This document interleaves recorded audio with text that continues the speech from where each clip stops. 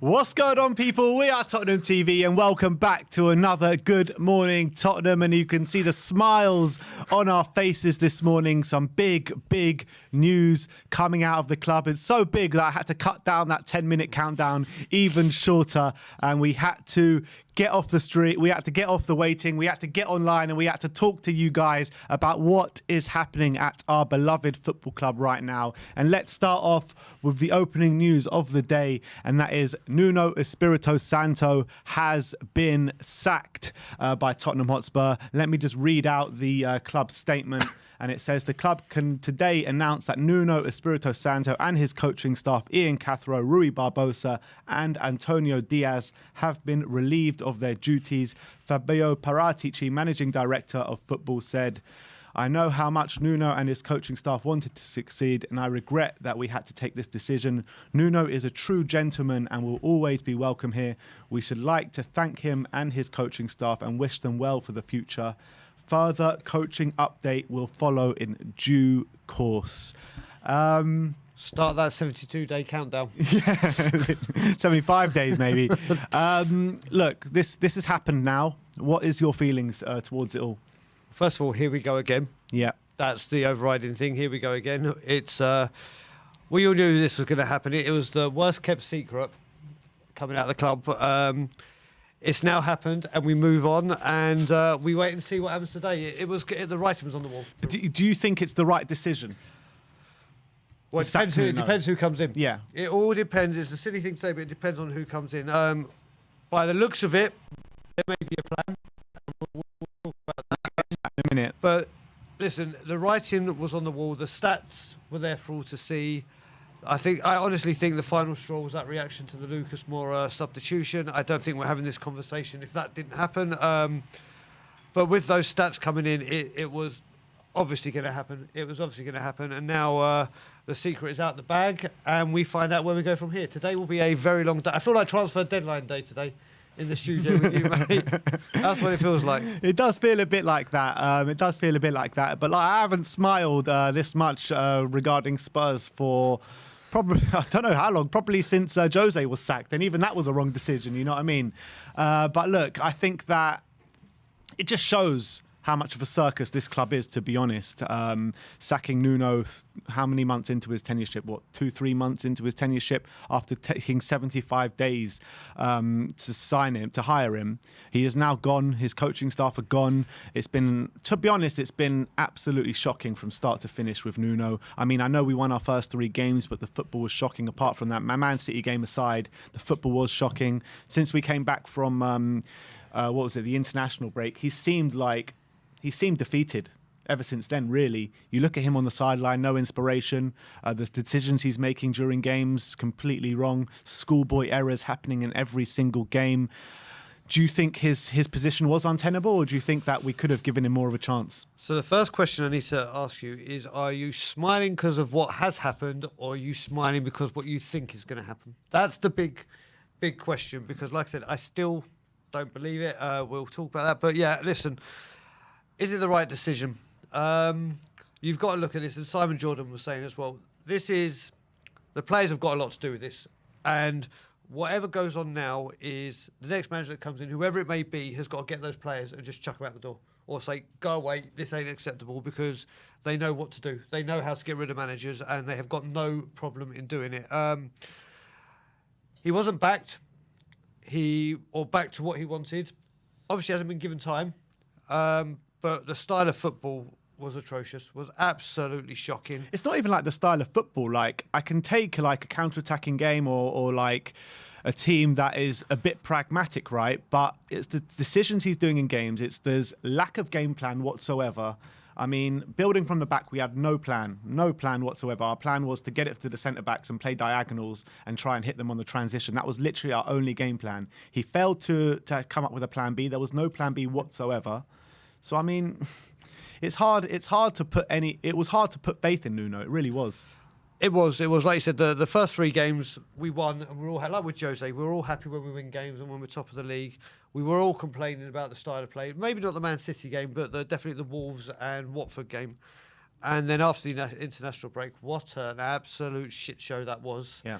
And players just don't look like they're playing for him. We know people, and like I said, Kane's the first person you go to, but it weren't just Kane. There was a host of players that just did not care, did not put any effort in, and just did not look like they were playing for the 9th choice manager. And it's happened. Yeah, it's happened. Nuno has left this football club. Look, I don't agree. I didn't want him sacked. In the past weeks. But when you're getting all this news coming through, when you saw the toxicity in the stadium on the weekend, I mean, you just feel like it was the right decision. I don't ever agree with sacking a manager so soon. I really don't. I think people do need time to implement their ideas, but his ideas were just awful. Ideas were awful. They were, and if you look at it, he kind of had to act as well, because if we'd lost to Vitesse, all right, there would have been much of a crowd there, but then it really would have kicked off, and then the next home game would have been Leeds, and I think it would have been unbearable in there. I really think it would have been unbearable there. There's an international break coming up as well after the Everton game, I believe, so he's got time to, whoever it is that comes in, they've got time to acclimatise, get in there, do whatever they need to do. So time-wise, it was the right time to do it. Yeah. Completely agree. So that is the state of play right now. Nuno Espirito Santo has been sacked, relieved of his duties this morning. Sky Sports filmed him coming in to work at 9:30 this morning, and about an hour later we got the news that he has been sacked. So Nuno has left the club, and now it is time to see who we are going to get next at this beloved football club. Just before we do that, let's get through some super chats. You guys are very active this morning. First one from Baxley B saying, if I feel for Nuno, not given time or tools to do what he wanted. Players and board are the problem. I don't want Conte. We are a project. I wanted Potter in the summer. Still now, Howe or Ten Hag also. I mean, would you take Ten Hag or Howe over Conte? Ten Hag, yes. Really? Ten Why is Hag, that? yeah.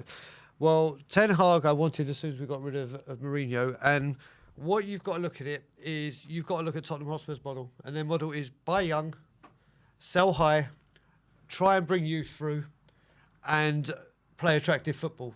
Now, if you look at that and you want to put a pigeonhole into a manager, that smacks of Ten Hag, not Conte. Conte is coming like Mourinho, spend millions, hundreds of millions, win stuff, go.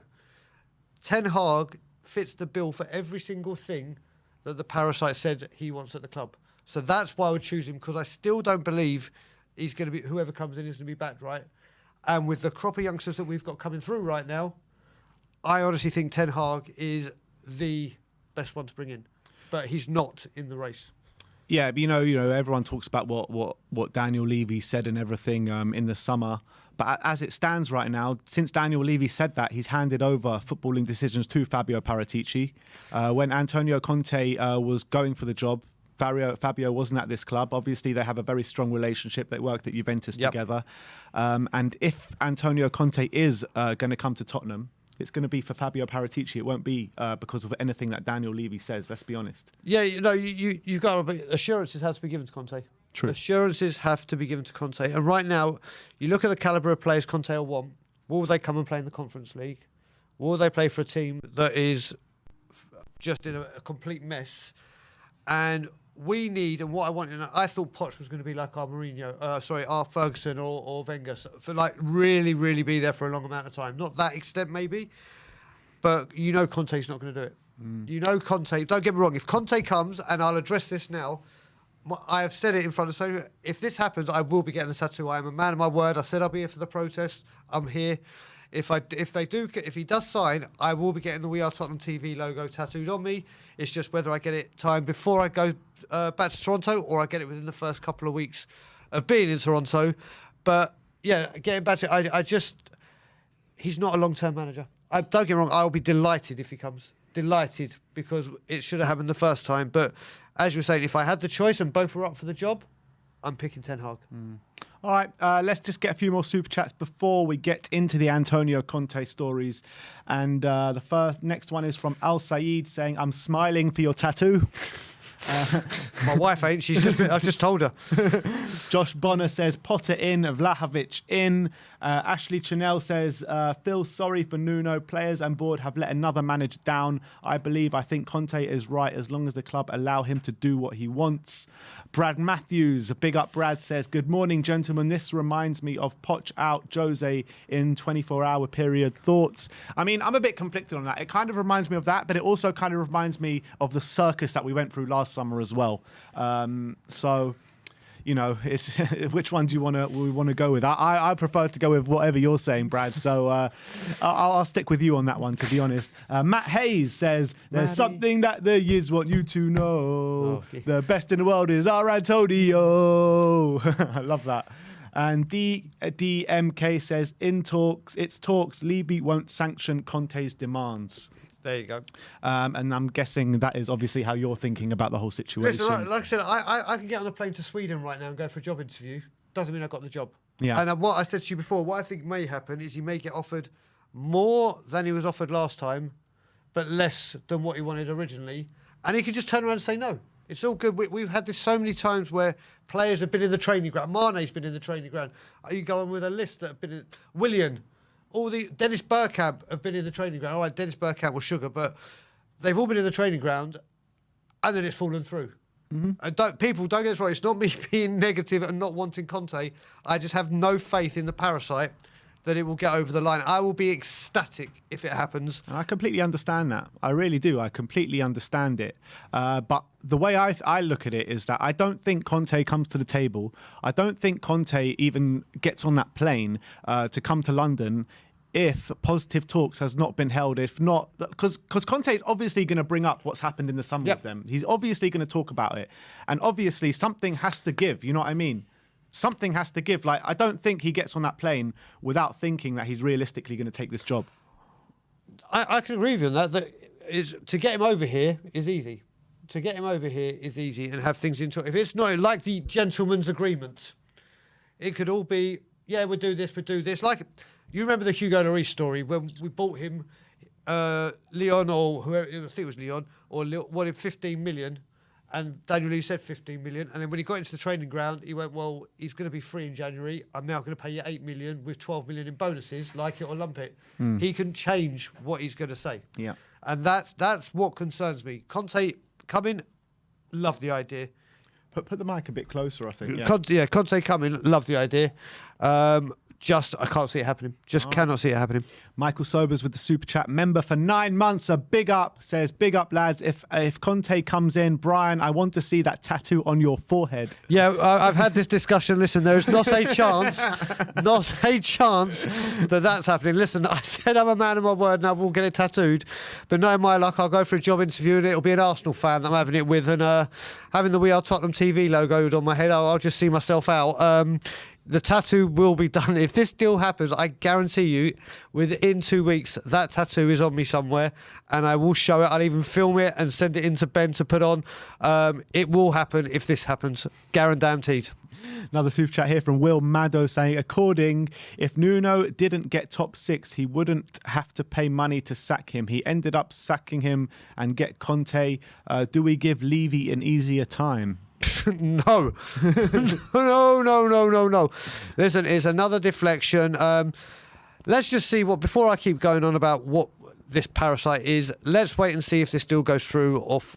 You ask if it falls through, all the Levy-inners then go, oh, right, that's enough because he didn't get Conte in. It's not going to be that quick. And yeah, I don't trust, like I said, everything he says, think the opposite and it will happen. And Danny Din with a super chat saying that the only fear with Conte would be longevity. Exactly what I said about Ten Hag. That's the one issue, because Daniel Levy coming in and saying, yep, I'm going to give you all this money, just to see him walk out. If you look at his track record at clubs, it's not very, very long. He's very, very, what's the word? He's very, very blunt and straight to the point. And as soon as he's pissed off, he'll go. So I just don't see longevity in him. But what I do see if he does come is a trophy, which is what we all want. And another super chat here saying, what if Levy uses Mason as manager for the rest of the season? Well, if that happens, then I expect everyone saying that Conte's coming to be as staunch Levy out as me, because that will just be the biggest. Here we go, up in the air, so you can look over here whilst I'm doing something over there. And the super chats are flying in at the moment, absolutely flying in. I want to get to the Conte news, but they're just flying in. William Kelly saying, I genuinely think that the next appointment has to be big because it goes pear-shaped. Levy will be lynched. And I think, according to Brian, Levy's going to be lynched anyway.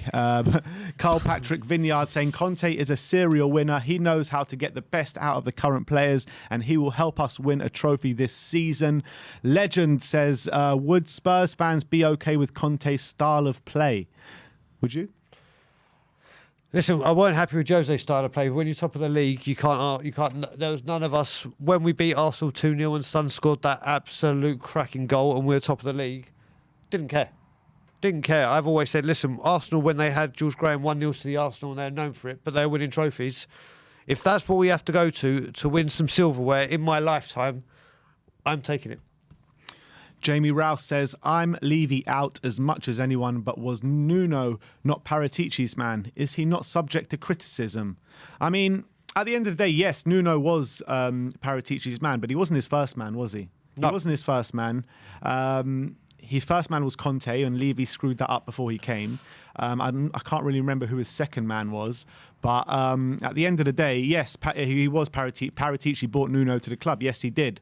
But he was working under very, very tight purse strings and really bad situation, wasn't it? He was. And also, after 75 days, I think it became such a nightmare that it just had to be resolved. You just had to bring in someone, didn't you? You just had to get this done because it was getting closer and closer to the season. The whole Harry Kane saga was unravelling, and there just had to be someone in. So I think they pulled the trigger.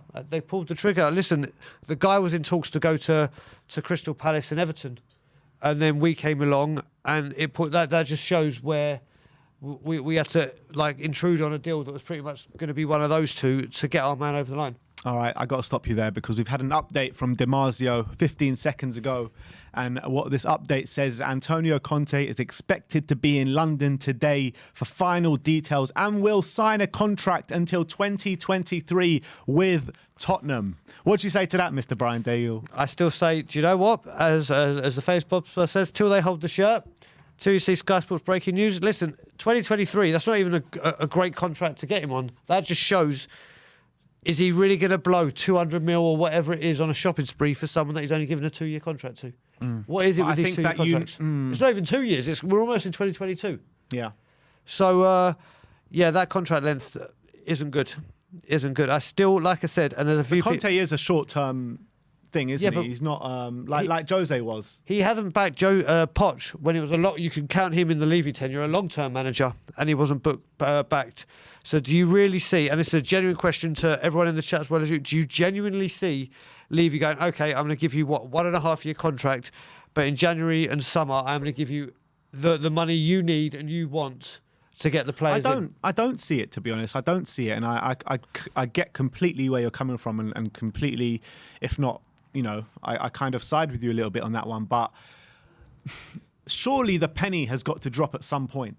Surely the penny's got to drop at some point. You know how bad it is. He knows how bad it has got at Tottenham. He knows. He wants that Champions League revenue. That's what he wants out of this football club, right, Daniel Levy?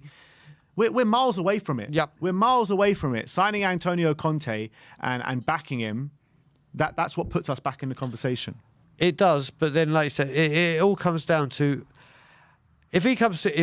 if this is true, and I think we can take it that he is coming to London. I think this is a foregone conclusion. That one you believe? Listen, he can, like I said, I'd go to Sweden right now and have a job interview. It means, but this is looking. I just, like I said, I just can't see it with the length of contract and the money he needs, because you're looking at what do you think? A Skriniar, he'll probably try and go to Inter straight away. And the players that we wanted, we're looking at Martinez that was 90, Skriniar that was 50. So that's 140 million already on 2 players. I just don't see it. That's the thing. It's that part that's getting me. I just don't see him getting backed. That's it. Another super chat here from Silver Surfer saying Levy wasted his own money and time with Nuno. That's spot on. And Jason Whale says, surely Conte will only come with guarantee of a war chest. Only then will it work. We have so many average players. Even Conte will struggle to improve. Do you get that? Yeah, I do get it. And again, with this war chest, he can have a war chest. It's just, does he allow him to go and buy 2 or 3 world-class players as opposed to 5 or 6 players just to buffer the squad up? So this is what it's coming down to. And no one's going to know until this is either agreed or it falls away. That's the thing. It's just going to be news all day. You know what it is with Tottenham Hotspur.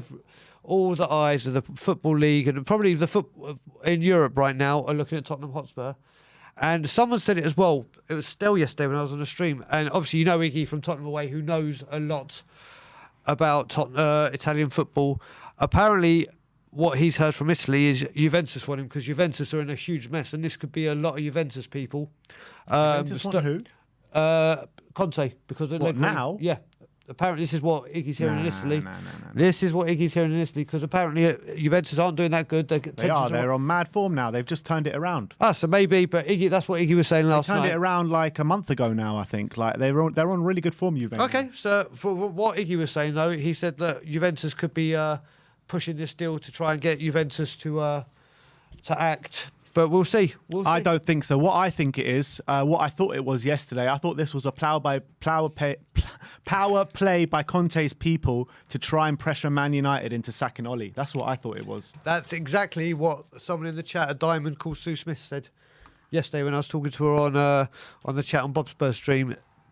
It could be that as well. It really could. Yes, I think the Juve thing is completely out of the question. Okay. I really do. I mean, that's just what I heard. That's not me confirming or knowing because my Italian football isn't the best knowledge. But you could see something like that. You could, because when a manager like that comes up, it's like you have to act first. And we'll see. But it looks like we've got a head start. And the Paratici link is like Romero. That was the decided link. So I'm still not saying it, but I still don't believe it. But the tattoo could be on. But again, if Conte does come in right now, how much of an embarrassment is it to this football club? We should have got him in the summer. Yep.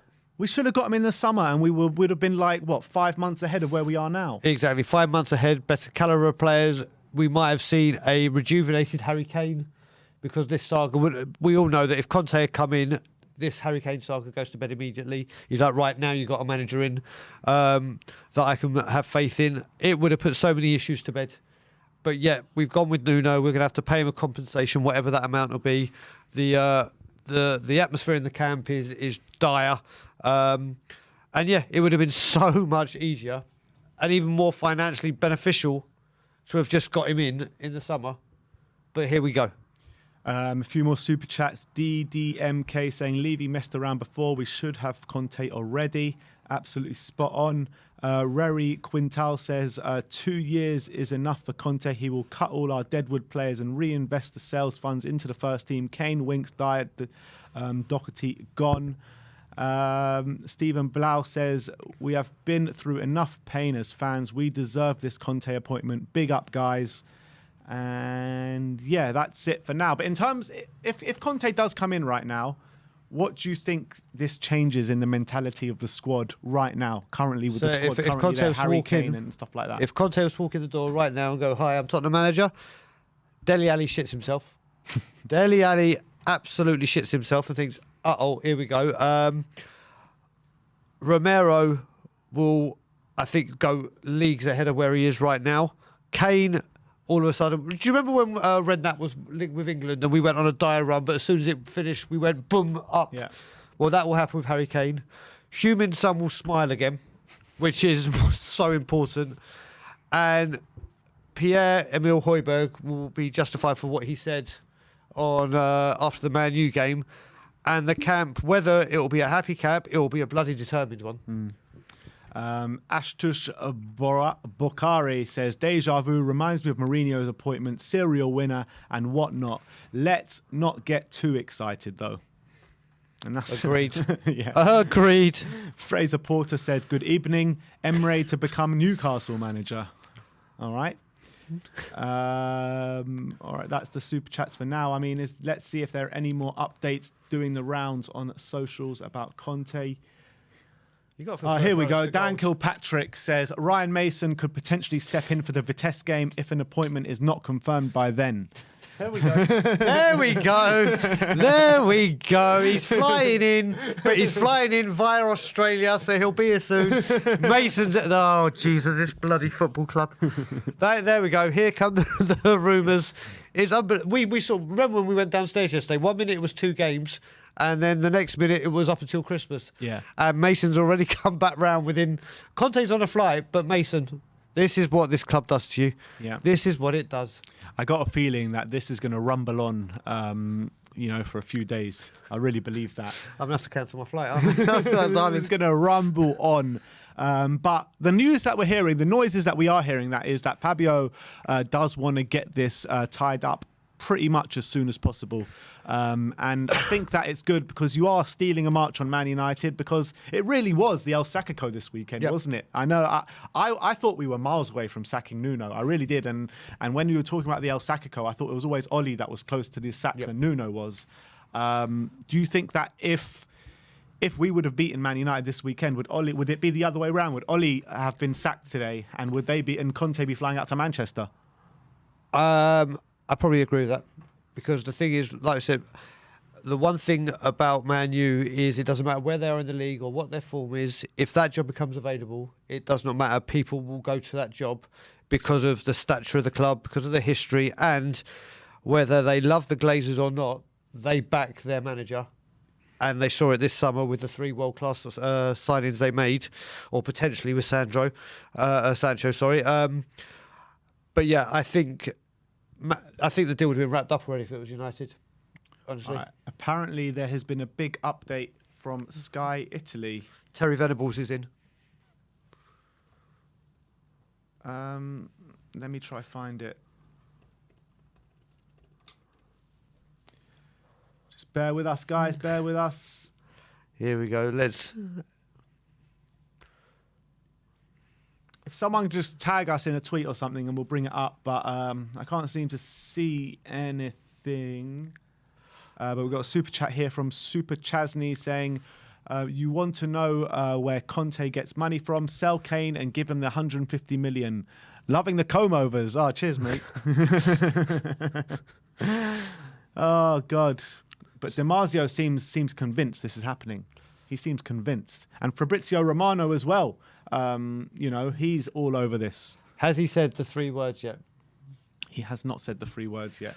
So yeah, so that we'll have to wait and see. Like, they were convinced last time, and Danny Kiriakou and I were saying, watch. We were on Matt Hayes' show when we were saying the whole time, the second that the deadline for season ticket renewals elapses, that they will literally season ticket renewals aren't anywhere close today. No, they're nowhere near today, but that's what happened. This is, I still look, Mason's name's getting thrown about a bit and everything. We'll see. Like, I want Conte. I want Antonio Conte. I will be. Do you want to believe it though?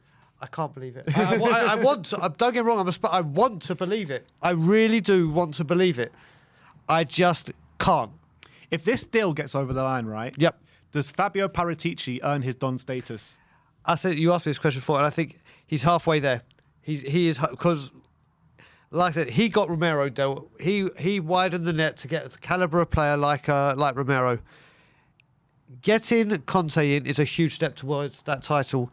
If we then go spending in January on the correct players of genuine class, then, especially in the January market, then he earns the Don title for me. All right. Danny Kiriakou with the super chat. Danny Kiriakou. And he says, morning, boys. If the news is true and Conte joins, we know it won't last. He won't get the funds promised and will walk out before a year in the job. Well, way to spoil the party, Danny Kiriakou. Way to spoil the party. He's my partner in crime when it comes to this story. Brand new member Alino Desenga, welcome to Silva, welcome to the family, great to have you.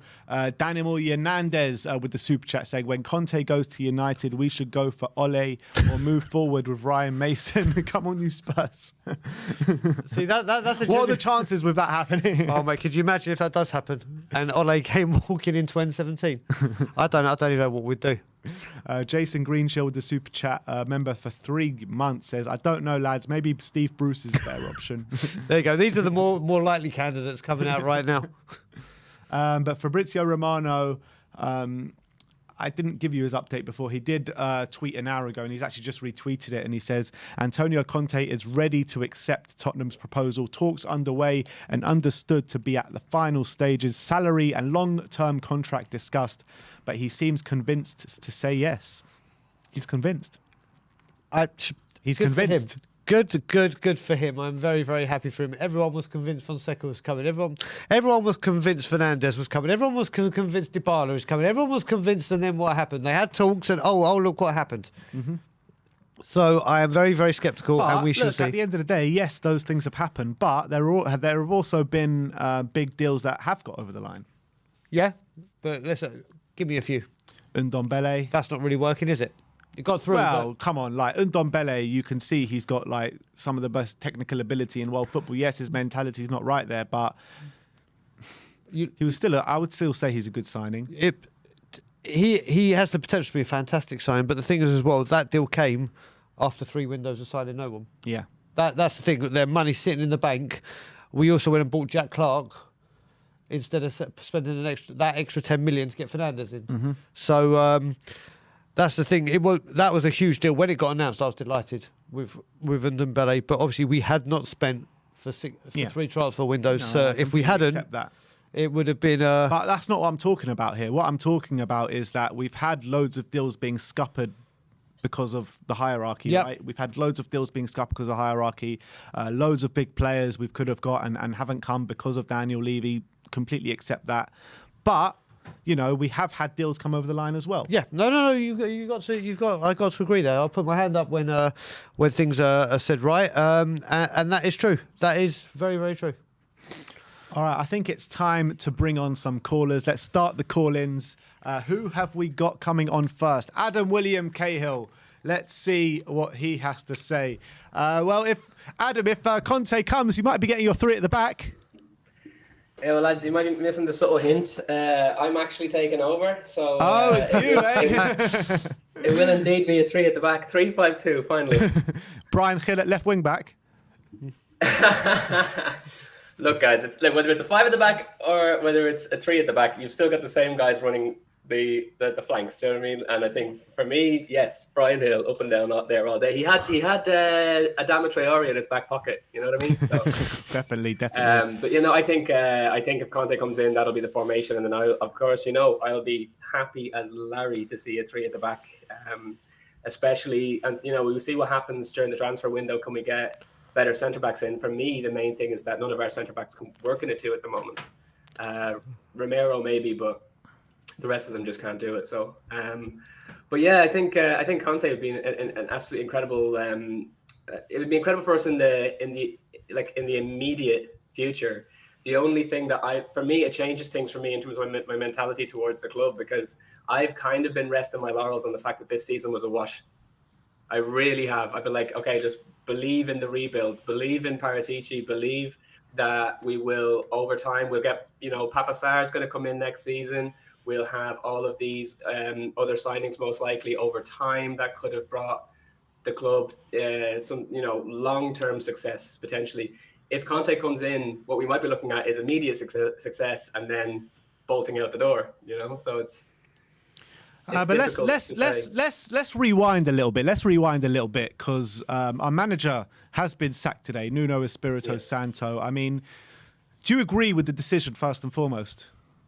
Unfortunately, yeah. I mean, before the United game, if you had said to me which of those managers is most likely to get sacked, I would have said Ollie. And then as soon as that game was over, it changed 100%. It was like, no, Nuno he's completely out of his depth. And it really did come down to us all having the same reactions to his, not only the team sheet at the beginning, but the decisions he made during the game, you know, to every game, to be honest. Harry Kane should have come off after 55 minutes. He was absolutely anonymous, completely and utterly useless. If you're going to make the decision to bring Bergwijn on to add a bit of spark to the team, which he can do. I mean, at the end of the day, the guy is terrible in front of goal, but he can get the ball to that third of the pitch. I would have put Heung-min Son in place of Harry Kane, got Harry Kane off, and then put Bergwijn on. You know, and then you have Moura and Bergwijn on the wings there. And that would have been a much, much better decision. I mean, like, that's, I have zero managerial experience, and I think everybody would agree with me on that point. You know what I mean? And I think that making that, that was the nail in the coffin for him, 100%. When you saw the fans erupting at Lucas Moura coming off. It's it's a bit ludicrous when you think about the fact that he was manager of the month in August and he's sacked now.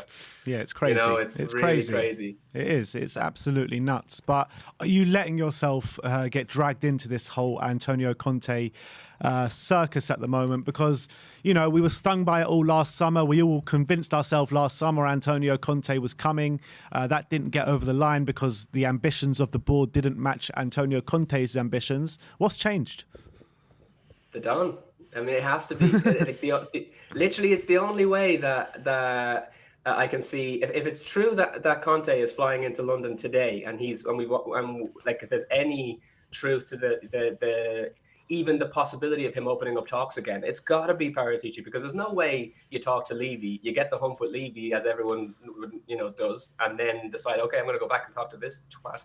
It's going to be a case of the Paratici came in, and now he's taken over in the majority of the actual football side of things as opposed to the business side of things. And I'm sure his relationship with Conte, is going to be what makes the difference. So I can believe that he's coming in. I would also.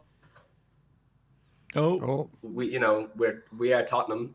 Mad things can happen, and we may end up with Ryan Mason, who I would be the only person worse than Ryan Mason would be Steve Bruce. Like, Ryan Mason is literally going to be playing all of his mates who are absolutely useless, shouldn't be at the club anymore. Do you know what I mean? It'll be Davis and Dyer and Winks and Harry Kane, and it'll just be the worst thing aside from whatever Steve Bruce would do to the team. But I mean, if we end up with Ryan for the Vitesse game, fine. But I believe I'm willing to believe that that they want to get someone in as soon as possible to do the real job. Well, Alfredo Padula, Italian journalist who's been on this from the beginning, who's really put his neck out on the line, and he's been all in on Conte to Spurs. He's tweeted saying Antonio Conte has now reached an agreement with Tottenham Hotspur on terms till 2023, and he'll fly to London later today. I mean, I still can't bring myself to 100% buy into this whole thing because of what happened in the summer. I mean, I really want to believe it, and I am really getting excited, but there's just still that some part of me that be like, look, Daniel Levy's at the helm here. Yeah, the problem is that no matter, I think Paratici is going to make it so that they're sitting at the table together again. But the problem is that Levy has the purse strings. And if he's not willing, I mean, Conte is not going to come in just to be made a show of. You know what I mean? Nuno came in and he was clearly going to be the fall guy from the beginning. Conte is not going to do that. Conte's coming in and he's going to put his terms down. And if Levy does not accept those terms, then he's going to walk. He's not going to take any crap because he wants to keep his record intact. He wants to show what he can do. Therefore, he's going to come in. He wants to come in and he wants to do the big spend. That the only thing for me that I think is negative about Conte coming in again is the potential for immediate progress now and then it all falling apart in a very short space of time, because we didn't do a slow rebuild. If he is going to be given the money, great. We could get we could get Skriniar in, maybe Lautaro Martinez. That would be absolutely phenomenal. I mean, if the money's there, as Brian said, I think that. I definitely, in spite of the fact that I've been banking on the rebuild, I think that trophies now, after so long of not having them, is probably worth it though. So we got to keep our fingers crossed for Conte. I think it is the best possibility for us at the moment. Who else are you going to have you? Well, no, it is more Conte. Conte will guarantee trophies. We thought that with Mourinho, but Conte is a modern day version. He comes in, he gets the job done. He will end the trophy drought. Not saying it'll be this season, although you've got to look at the Conference League, takes a whole new twist on it. And I do see maybe a run in the Carabao Cup. We're still in, obviously, when the FA Cup commences.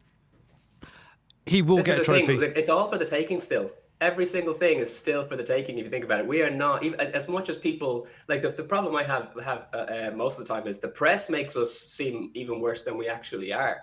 We are literally, you know, a couple of points off the top four. We're still in every competition that, you know, that we started in so far this season. And we're not, you know, if Conte comes in and does his magic, there's no reason to believe we won't come away with something whatsoever. You know, like we're still my biggest question if Conte comes in is what happens to Harry Kane, because if you asked me, do we get rid of Harry Kane in January, I'd have said yes.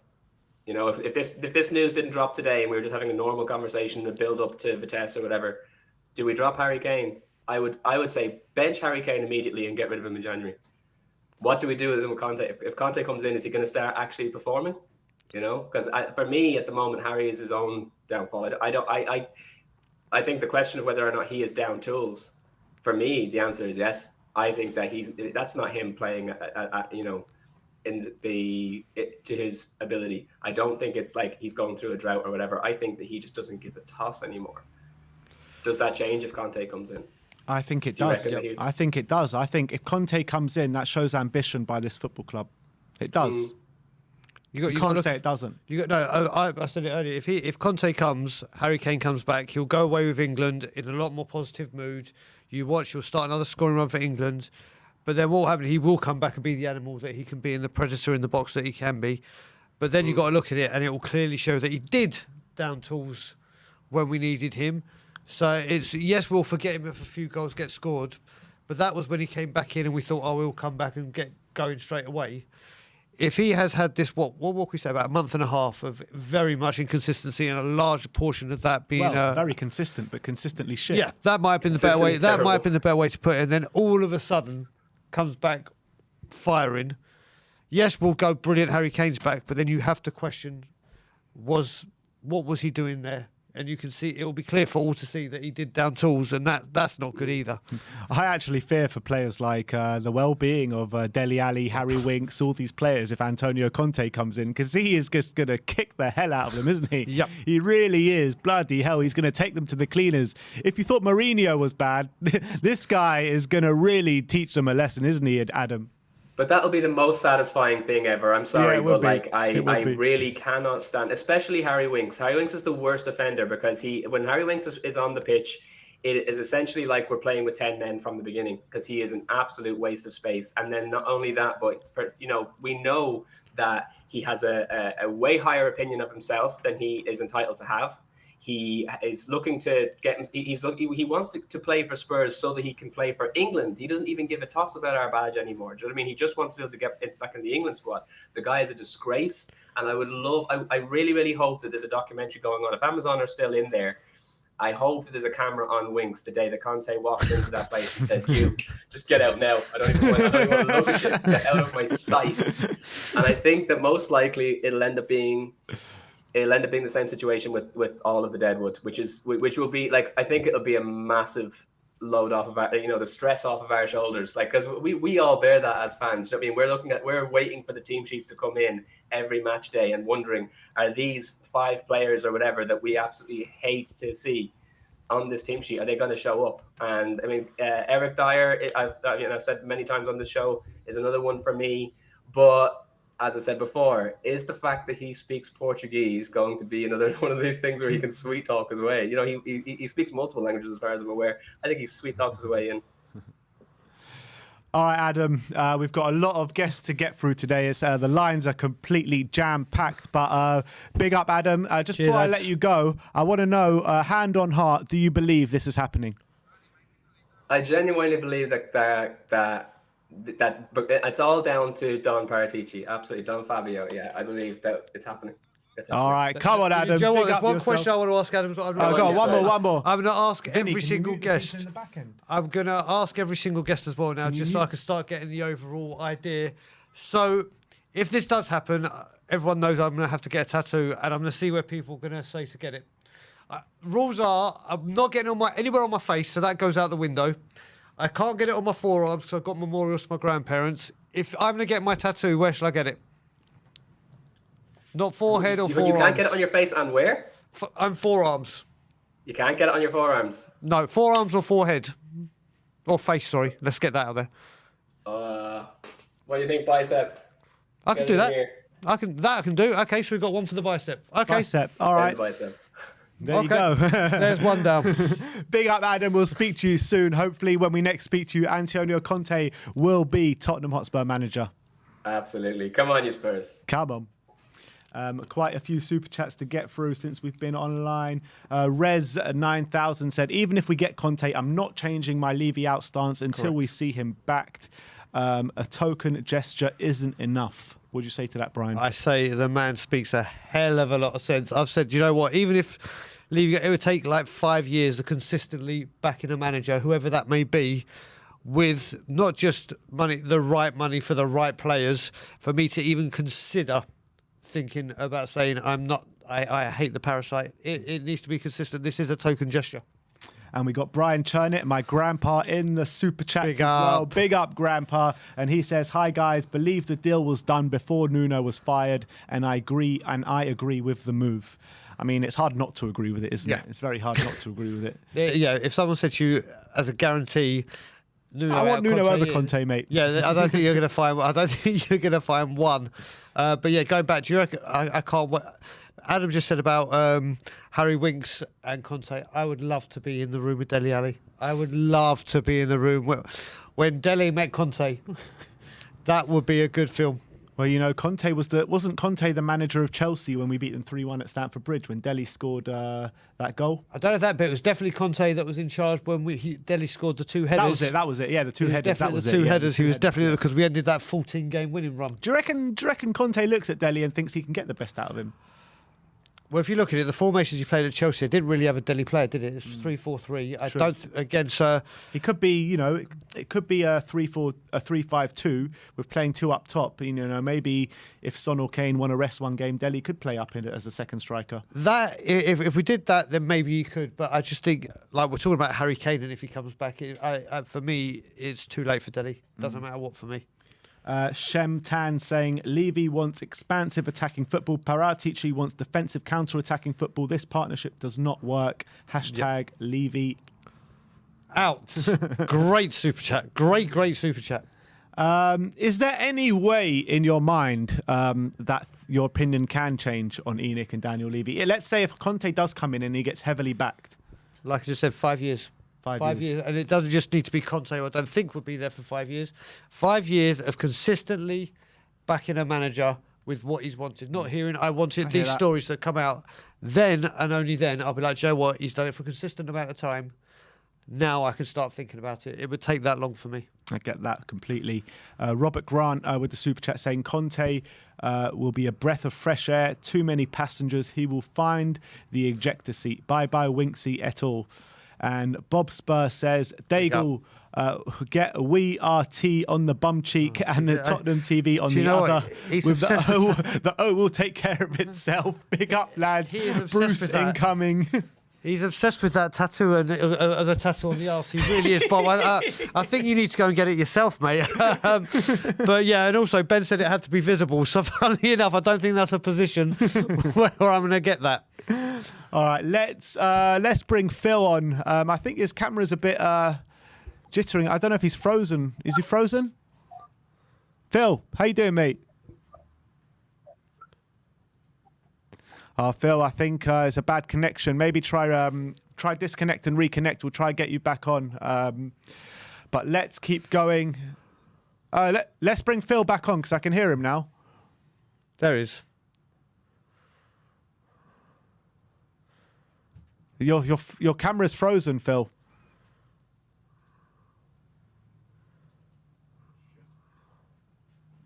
Wait, put Phil back on the preview. Just bring him on and we'll see how it goes. Phil, how's it going, man? Nah. Yeah, there's a huge lag. Happening. Phil, try reconnect. It's just there's some sort of connection issue. Who else have we got coming on? I know the lines. Let's bring Aravind on. I want to hear what Aravind has to say after that great call yesterday. Brilliant call yesterday. I want to hear what he has to say. I can see the smile on his face. He wasn't smiling yesterday. He was not smiling yesterday, but he is smiling today. Aravind, talk me through your thoughts. you know what? I still have a 10% doubt of deal getting done, but I'm still a bit excited on it. Yeah. But I'll tell you why the reason why this deal is happening is because of Newcastle getting the takeover. And he knows that if we go in this space, I'm still not backing Levy. He's basically doing this so that this club doesn't go from an 8th place to a 10th place to a 12th place to a 14th place in the years come by, and other teams are going to, and you saw West Ham is getting a better owner, so they're going to improve. Newcastle is getting a better owner and they're going to improve, and they're going to challenge for the top 4. So leave it as much moron he is. He knows he wants to make money, and that's the only reason I'm thinking that, you know what, this model is not going to work. We need to get a top class manager, and we need to tighten up self in a few more years. But that doesn't stay in a case that Levy is going to back the managers season after season to win the title. Because if that was the case, Poch would have get back few many times and we would have won the title. So he's not doing this thing for winning title for us, but he's just doing that so we get back to the top 4, and it's more of a PR move. Okay, Levy getting Conte and getting some fans back into his sides, and that's the only reason I'm seeing this as to and to go. And the third reason is that we have nothing to lose because Mason is not going to change us anything. Getting any manager right now, no one is going to come to us right now with the status we are in. So it's just a hit or miss, and we just need to take it. If it goes well, amazing. If it doesn't go well, we know what it is. It's the same thing. It's the same shit which happens every year. Yeah, completely agree. Brian? Yeah, as you know, Aravind and I think very much alike. It does look like a very, very good PR stunt. I love the part you said about Poch and not getting backed, because obviously he expressed this time and time again. How do you think the players react to him, Aravind, if it is him? If it is him, there are 2 players who is going to leave this club tomorrow and give up their contract: Dele Alli and Harry Winks. And especially, I want these players. There are many players in our team who think that they're good enough for this team, and they think that I need to play for England. I'm such a great player. And especially, when seeing Harry Winks in the Prime video, he thinks that he's such a good player and he's influencing others. Mate, improve your own football. You're shit at it, and you're not good enough to play for Spurs. And he's giving a lot of comments. And these two, and the many players, and especially Davis, comments about why do this club spend 200 million in January? Because of you guys. You don't do half the work which we want to play in the team. For these players, Aravind, have you got the stream playing in the background? Because I can hear you no. twice.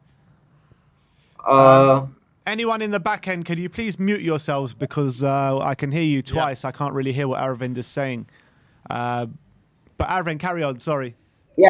So I'm just saying that there are a lot of players who think are better than what they are, but that's the reality. And these players will get shut in their face, and Conte will say that, look, this is my team, and this will be that. So I feel there is a lot of positivity in terms of some players who actually want to win something, like Hojbjerg, Kane, and all will come in a much motivated way, and this Deadwood will get done. And I actually believe in this. And talking about him spending the money, I have a feeling that, look, Daniel Levy is not going to give him like 200 million or 250 million and all that stuff. But if you see what he's done in the Inter Milan team, is that he's gotten a mix of spending a lot with a mix of good players like Alexis Sanchez, Darmian, and these were not like great big money moves, but it's a mixture of both. I have a feeling that a lot of people think that he spends money. I agree with that, but he spends money like 60. That's not the case. He has a mixture of things which happens when he gets his player. He just wants the core players which he wants in his team will suit in it. We will spend money, but I do agree that when Paratici is talking with him, if this deal is getting done, he has the players which he comes in his mind and say that I want this player or this player. I want this player for this position. So I think so. This is something which is being finalized before he gets comes over here and signs the contract. And the only thing I think so is just missing from it is the salary he's going to get, the bonuses and all that stuff. Because when he's picking up the phone, he's going to ask one thing, which is that, mate, how much you going to give me for the transfers? How much do I want, or else I'm going to cut the phone. And that's the first thing he's going to ask. So I think it's a mixture of everything. I'm actually very excited, and I'm pretty sure, I don't know whether Daniel Levy or Paratici saw my video yesterday of ranting them that if they're actually back this club, they'll get Antonio Conte by this thing. But I'm still Levy out.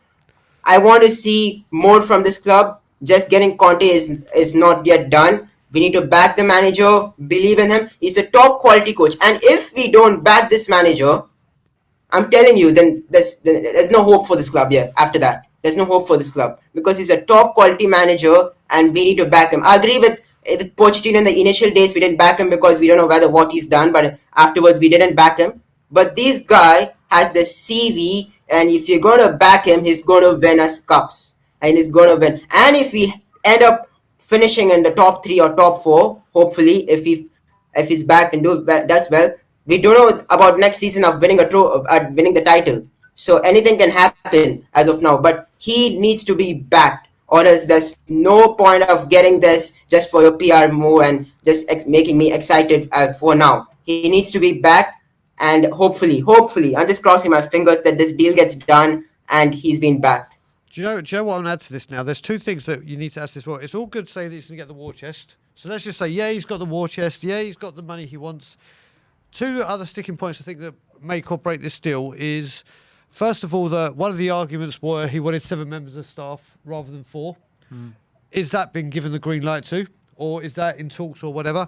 And not only forget the players coming in, is Conte and Paratici going to be given the green light to sell players for the value that they can get for them, as opposed to, I want 40 million for Winks? If a bid comes in for, let's say, 15 or 20, do Conte and Paratici have the ownership to say, yep, okay, sold, so we can reinvest in the squad? That's another sticking point. It's all good promising 200 or whatever the money is, but will we be allowed to get rid of this deadwood for the realistic price that they can go for, as opposed to the inflated prices Daniel Levy expects?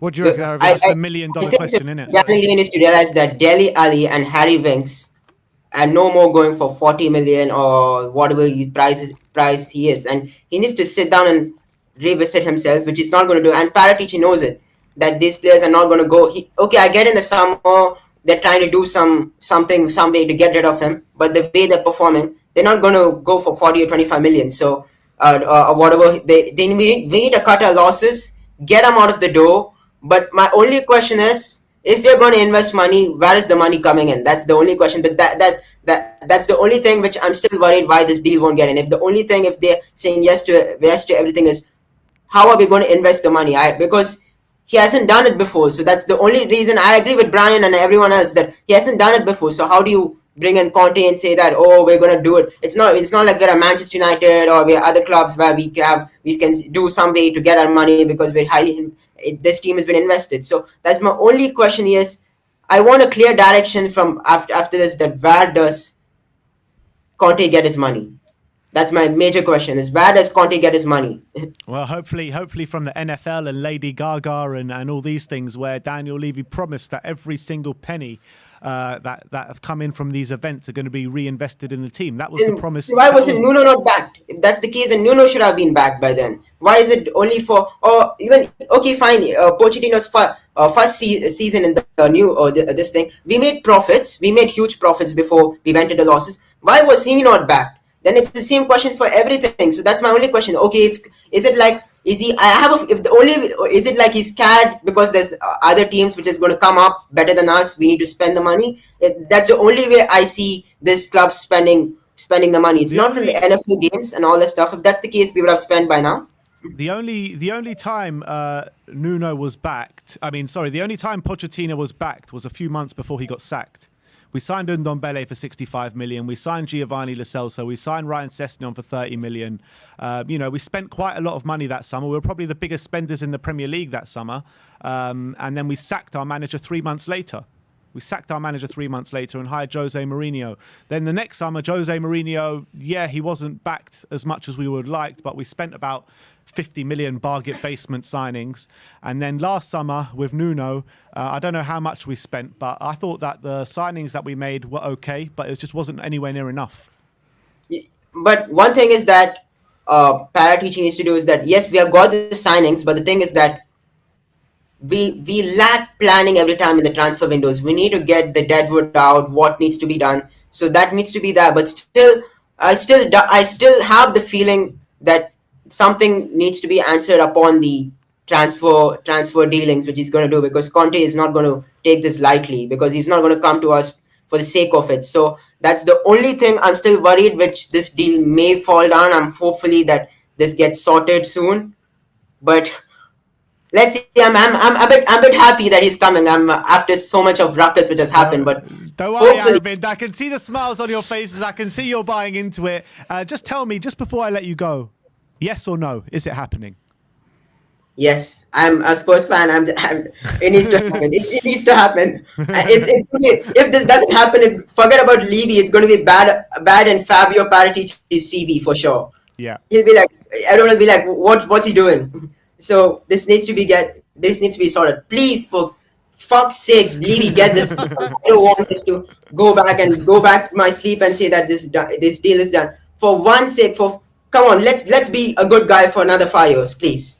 Be a good guy for another 5 years, and then you can leave this club. For please, just spend the money. I don't know how hard it is. You're building a stadium. You're spending 1 billion. Just spend it on the transfers. Make us happy for once in a lifetime, please. We haven't won shit for 20 years. Come on. Yeah, absolutely spot on, Aravind. Where am I getting my tattoo? Aravind, where's your opinion? I would over here. That'll be good. So we've got another one over there. Okay, I'm loving it. Say, who is our manager? Okay, yeah, I'm actually thinking of getting it on my hand. So whenever I'm about, it's always shut. I'm actually thinking. Yeah, we are Tottenham TV. Yeah, I'm actually thinking maybe on my arm. Oh, my hand. Sorry. This would be a good place because normally everyone thinks that. There we go. We'll see. Always great to speak to you, my friend, and we'll see you soon. Come on, you Spurs. Come on. Super chat from Danimo Hernandez saying, we keep going for coaches that are bigger than the club. We need a young coach who's willing to build something and isn't bigger than the club. What do you say to that? Yeah, I mean, obviously, like I said, we need to get back to where we think we belong, which is obviously where we were during the Poch era, and Conte is the man to do it. We are big.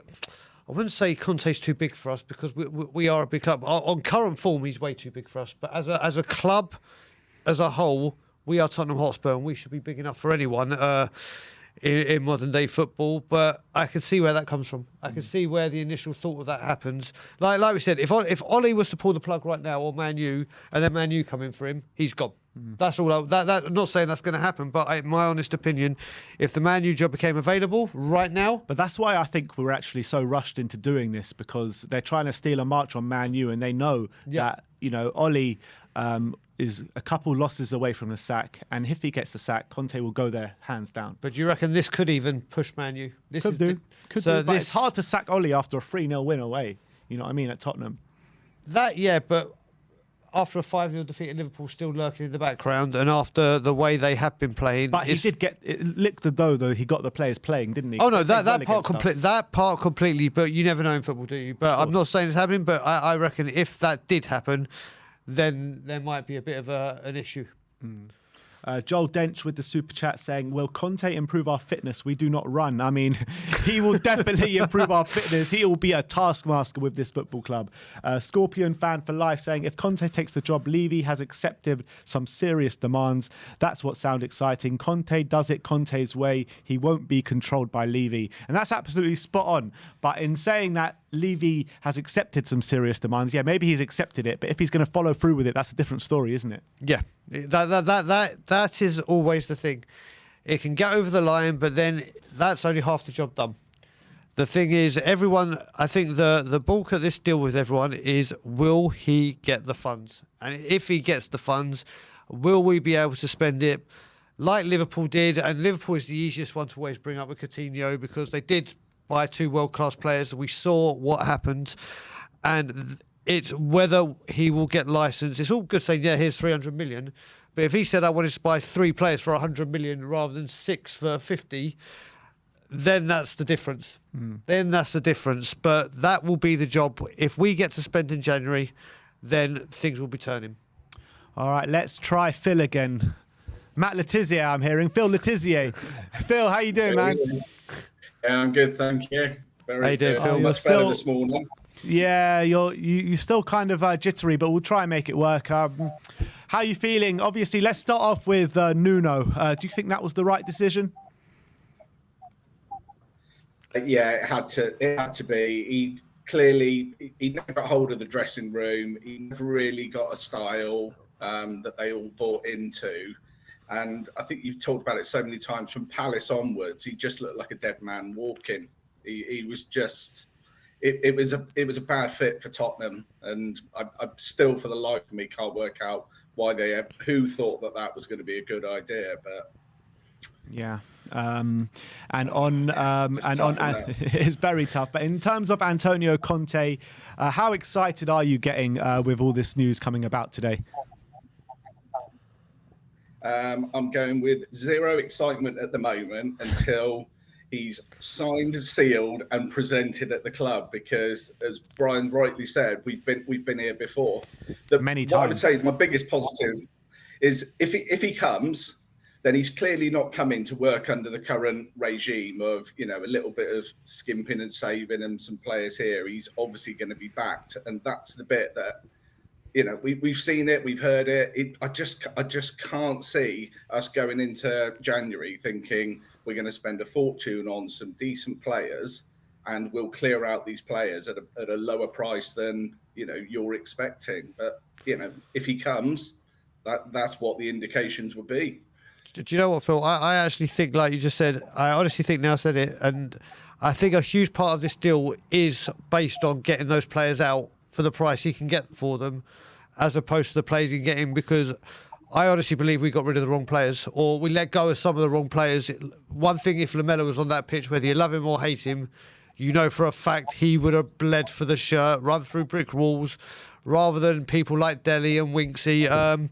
So I think a lot of this can hinge on getting the players out. What do you reckon to that? Yeah, we could all name 3 or 4 players that need to go straight away. There's definitely some poison going on in that dressing room. There is no way a squad of that depth should be performing as badly as they do. And there's definitely fractions in the camp. I think Hojbjerg picked up on it the other day and obviously didn't go too far. But there's something fundamentally wrong in that dressing room, and that's where Conte would come into his own, because he'd be like a sergeant major, wouldn't he? He'd be in, and it's like, this is the way we're doing it. Either buy into it or piss off, basically. He just won't take any nonsense. Whereas Nuno was you felt was a yes man. It's like, play Dele Alli, okay. Play Harry Kane, okay. You just didn't feel that he had any backbone to be able to make any decisions. Yeah. Well, I think that's absolutely spot on. Go on, Brian. No, I also think if Conte is the man, he does come in, I think the first thing that does happen in January is we get a backup striker. Not saying that Kane is going, but it'll be like, right, we need to address this issue. It's been Vlahovic. God, love it. Could you imagine? I mean, if this does happen, obviously you're going to have the Paratici and Conte link with every Italian team going. But I reckon the first thing he does, if he does come in, is buy that second striker. Whether Kane goes in January or it's like, right, Kane, you're committed to me now. We're now going to make sure you have some help. I think that's the first move he makes. I wouldn't be surprised at all if it's Vlahovic, who I've just learned to say his name correctly, so it's got to happen.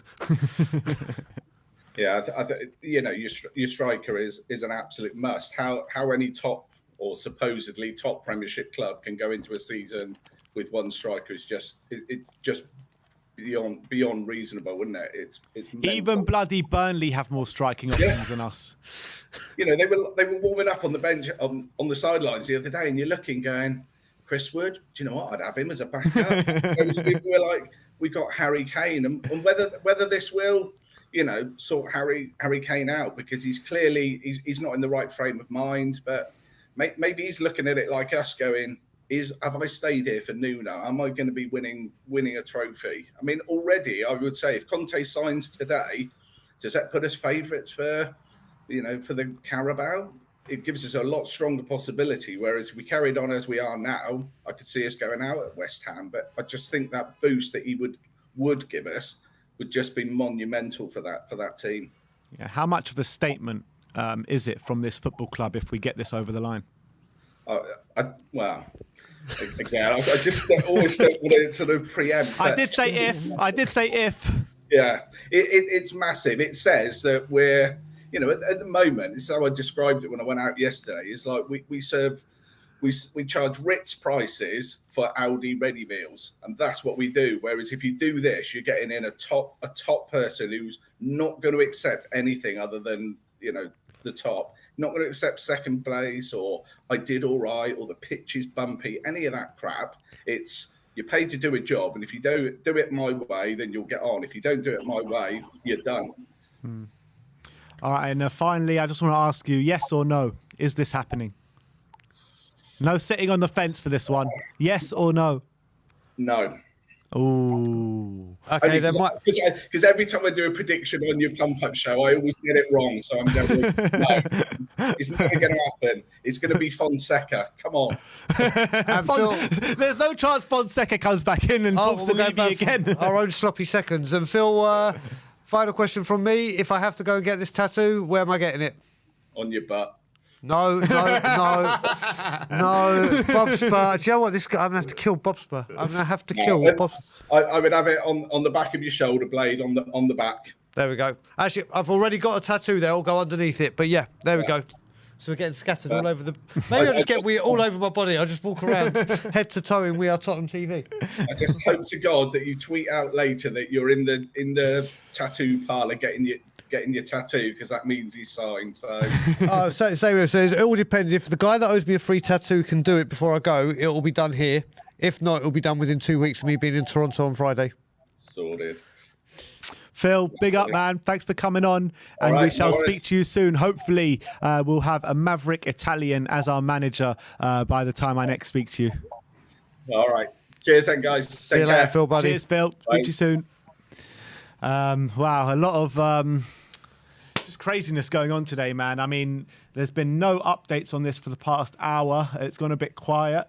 I don't know if that's a good thing or a bad thing, but let's keep going with our guest. We've got Sylvester coming on next. Sylvester, how you doing, man? Long time no speak.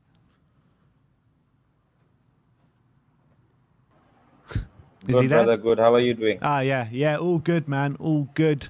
Let's start off with Nuno Espirito Santo. Obviously, he got sacked this morning. Run me through your feelings on the Nuno sacking. What do you think of it?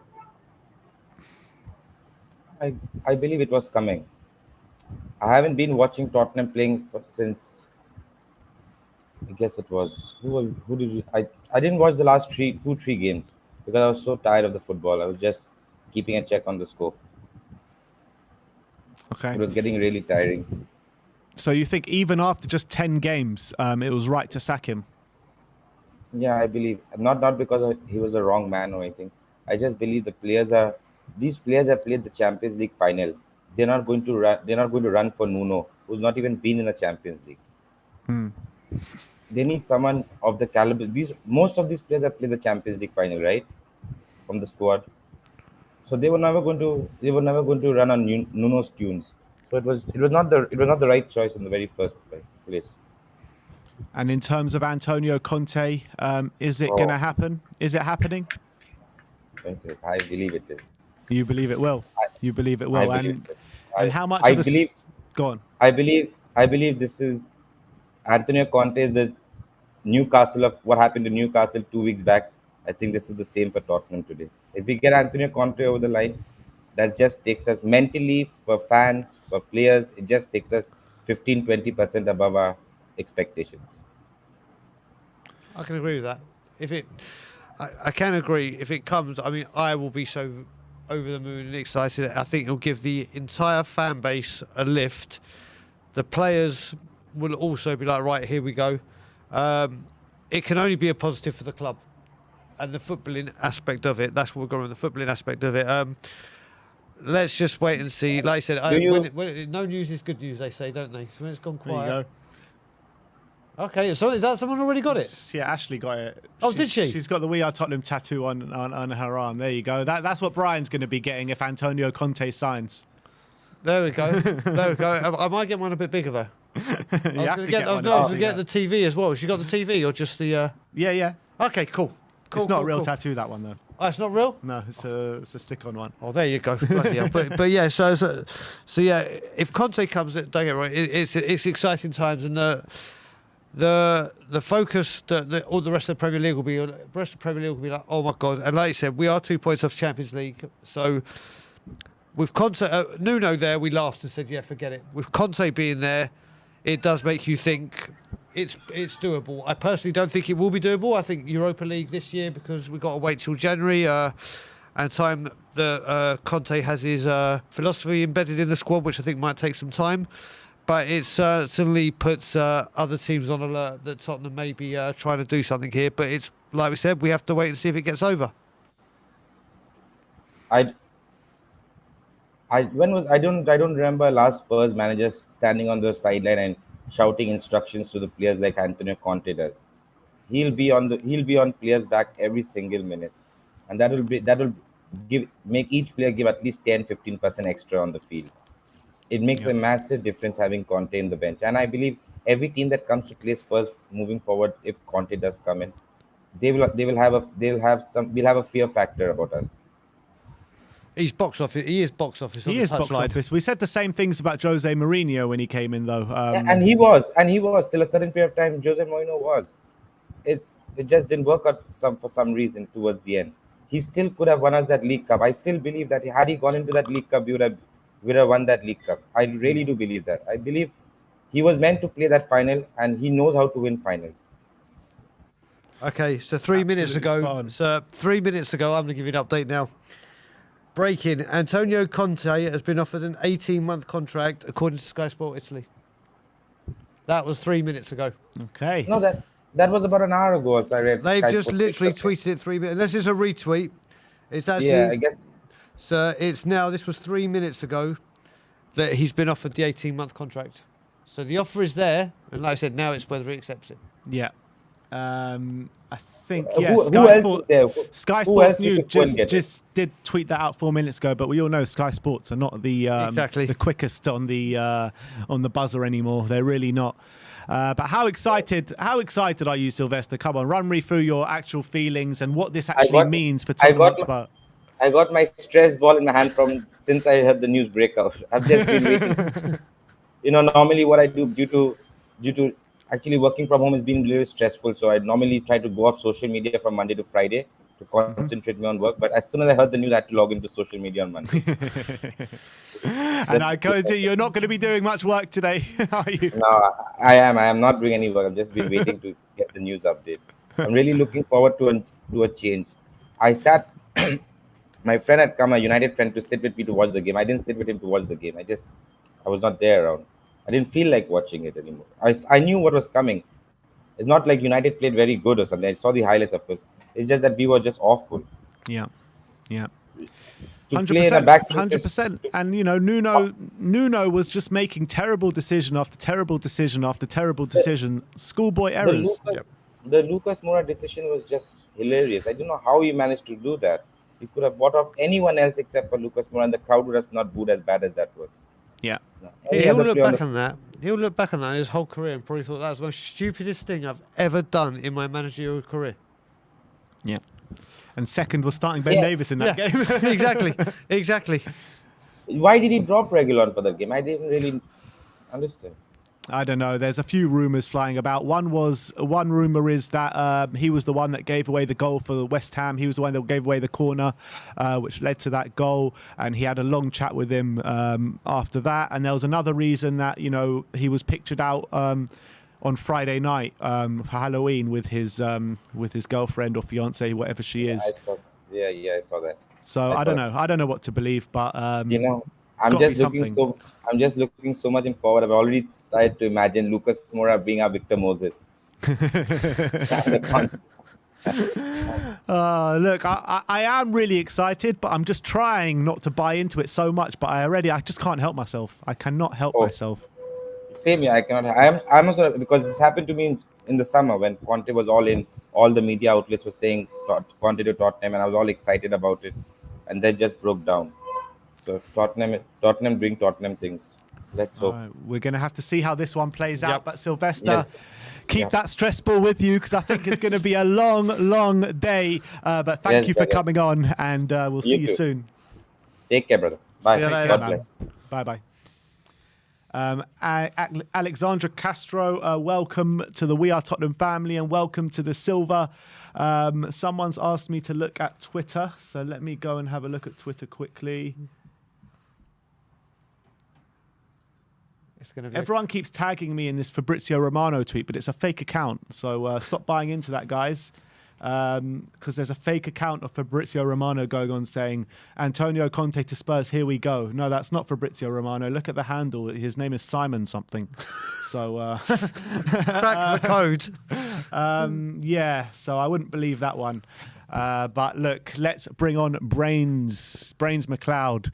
Brains, how's it going, man? Conte, the lovable cunt. If you want trophies, he'll get you what you want. It's Conte, he's hard as fuck. He'll pay off the refs and we'll win all of the cups. I'm so. Antonio. It's the remix to Ignition, Daniel Levy edition, talking shit about the Conte deal coming to fruition. That is the Brains. I get to be on a stream with you, mate. I am so over the moon at this. Nice one. Brian, I'm loving this tattoo talk. We'll get to that a little bit later, but one more thing. Ben's so excited, and he just can't hide it. Conte's on the way with trophies, and that's how we like it. Ba, ba, All right, ba, da, let's ba, ba, da. I'm stoked, man. I can't lie. I'm fucking stoked right now. It's- Obviously, I keep waiting for fucking Scooby Doo. Like they're gonna announce it, and like Conte's gonna be standing there with a fucking Spurs shirt, and Scooby Doo and gang's gonna jump out, take off the fucking Conte mask, and it's gonna be Levy. And I would have got away with it if it wasn't for Brains and those We Are Tottenham TV lads. But let's just rewind for a minute and let's talk about Nuno. Obviously, after 10 games getting the sack, I mean, did he deserve more time, or was it time for him to go already after 10 games? Let me think about this. Fuck no! Fuck no! No, honestly, like, it's like he wasn't the manager, right? We went for the 9th choice. Like Brian was saying, you get in mediocrity, you get mediocre results. Like that's what it was. And you could see like the business side of it. You know, they kind of try to trick us with, you know, just to get the season ticket renewals with Conte, teasing the nips with Conte talk. And then they go for the 9th choice. Then they go for the 9th guy that no one wants. And then he comes in, he's got no time. And with that squad, he needs a fucking miracle. It's like it was never going to work. But I reckon like they might have been hoping that, you know, like the fans give it time and everyone gives it time and everyone just agrees, look, mediocrity is going to have to do. And that's just not fucking it when you're Tottenham Hotspur, when you're a team that should be challenging for huge things. Like we've tasted that sweet fucking glory with like that potential glory with Poch. You can't all of a sudden take us back to the pigsty and start thinking we're going to enjoy the smell of shit. And that's kind of what the nostrils were starting to sense all the time with Nuno. Like it's a different case if, you know, the games we won, they kind of looked lucky. And then you're telling me we're going to lose every London derby and there's not going to be a reaction? That can't be Tottenham Hotspur. So for me, this is one of the first things I'm going, well, fucking hell, thank God for Levy. Thank God for an impulsive, psychopathic cunt. You know, like just cut the cord. Because I was just seeing it going, like, how much longer can you have players not believing in a team, like in a manager? How much longer as a business can you just let your team keep slipping and slipping and slipping without any potential thing of change coming? It didn't look like anything could change. So I hate to say it because he is a nice guy, but also I was getting bored as fuck of his excuses. Or that the thing for me when obviously Lucas goes off, but then he gets asked about it. He gets asked about it and he says, oh, I brought on Bergwijn for more one-to-one duels. Are you fucking insane? You take off our one-to-one guy to bring on a guy who hasn't passed the ball in 2 years since he's been here. It's like, what the fuck? He's only going 1-1 because he's got nowhere else to go. It's for me. It's like and he said he was bringing on Davies for consistency. What consistency? Consistently average. That's what it was.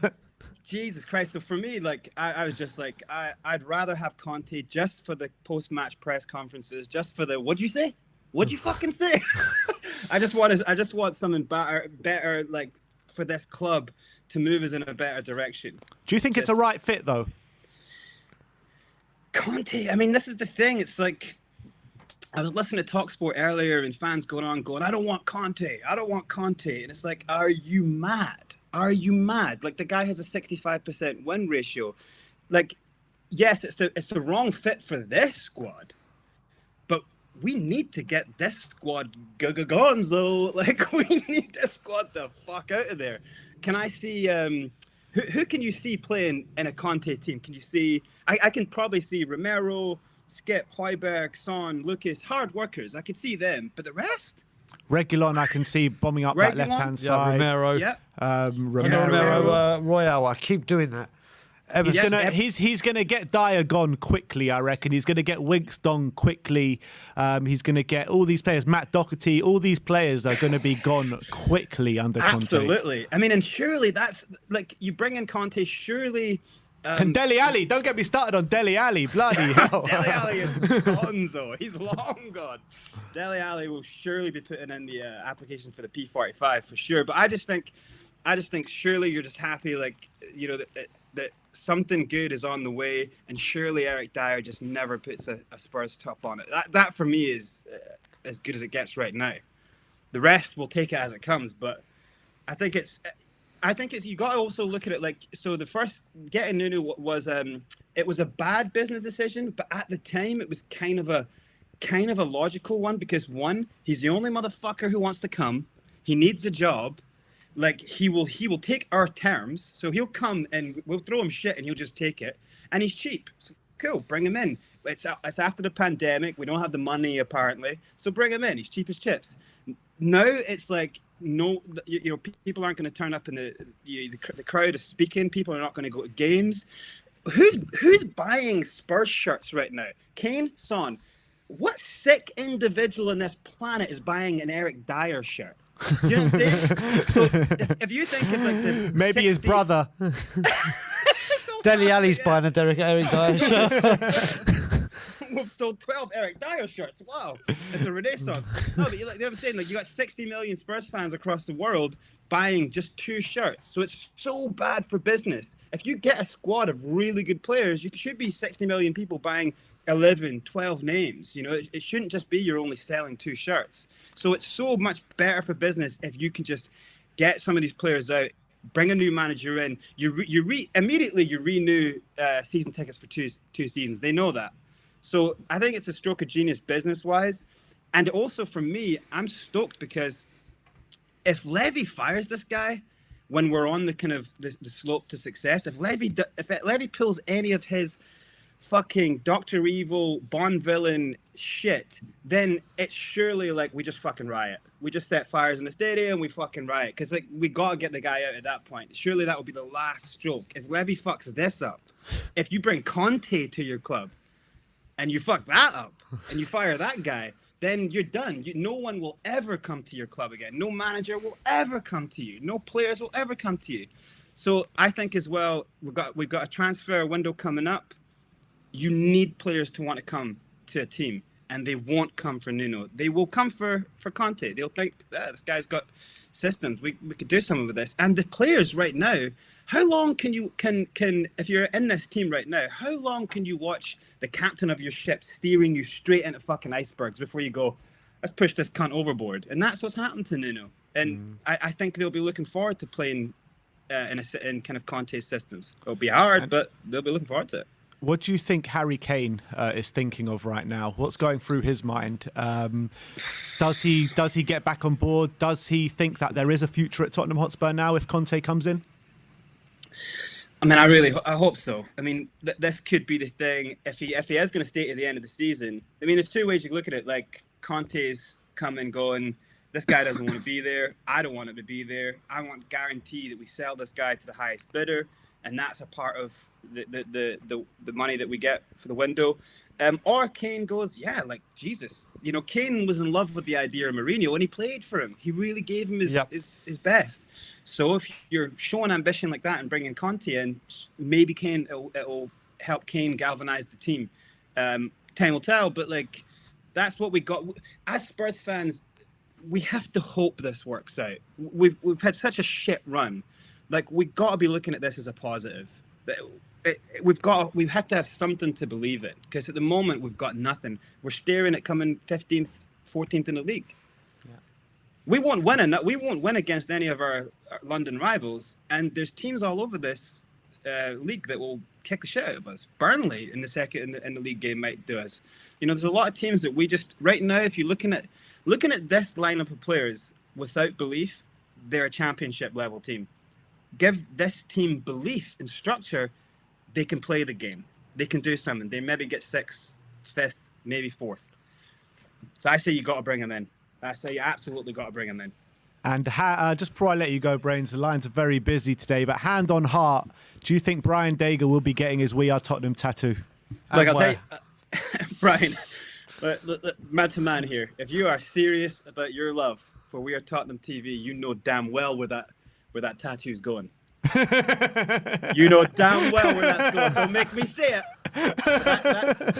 That tattoo is going on the scrotum, and you goddamn well know. Not a chance in hell. Not a chance in hell. You're gonna disrespect the boys like that every time you go. Oh yes, I would. Every time you go take a piss, every time you have a good time with your wife, you see the love for Weird on TV. Okay, so I thought where you were going was going to be if you love them, put them on the heart. And I was going to go, I can't because I've already got a Star of David there. So the heart I can't do. But yeah. And let me just you've just added a 4th part. You've just added another place where it's definitely not going. Let's have I think we all know how much you love We Are Tottenham TV. Oh, thank you, Sam. Right, Brains. It's been lovely. Look. Lovely seeing you, man. Brian, just at least guarantee us this. At least you'll get Levy out on the dick.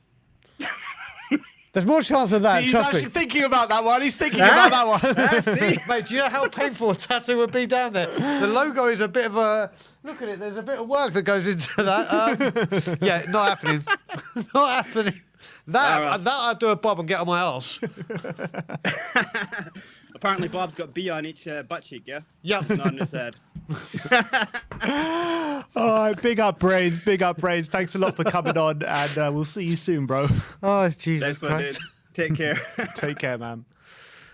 A few super chats to get through. AT saying, am I wrong, but is Antonio Conte another defensive manager? Yes, he is a pragmatic manager, but he's one of the best in the business. So you can't turn down a manager like Antonio Conte. You've got to give him what he wants. And if you give him what he wants, you will succeed. You will. Correct. And Correct. history I'm tells completely us with you on that. Completely. Rayner with the super chat saying, glad Nuno is gone because the thought of playing Liverpool with Nuno as manager kept me up at night. Well, we got him in December, haven't we? We got him in, before Christmas. Yeah. But let's keep going. We've got still quite a lot of guests to get through. We've got 2,740 people watching with us, 596 likes. Everyone scroll down, smash that like button and smash that subscribe button. We bring you daily Tottenham content, and let's bring on Canberg. Canberg, Hey, how buddy. you doing, my friend? Hello, people. How are you guys? Yes, very All good. good. How are you? I'm smiling. I'm like sunshine right now. Because first of all, whatever happens, I just want to see Ryan Mason, no matter what. I just want to say that.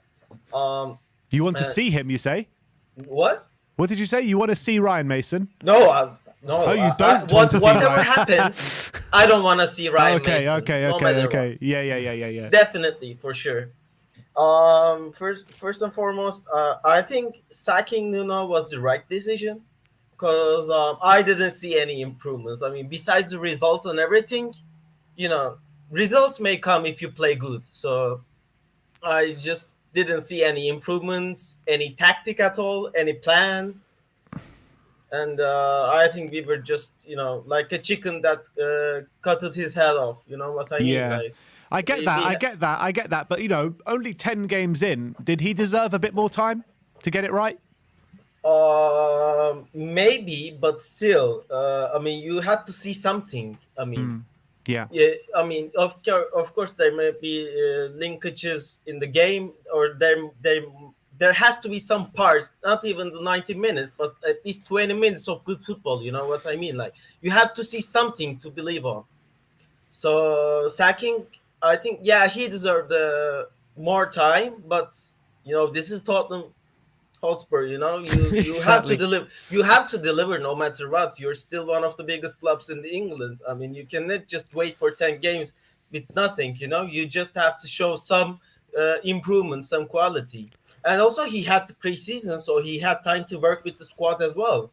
Yeah. So he didn't come in September. He had time to prepare for and make a plan. Quick question for both of you.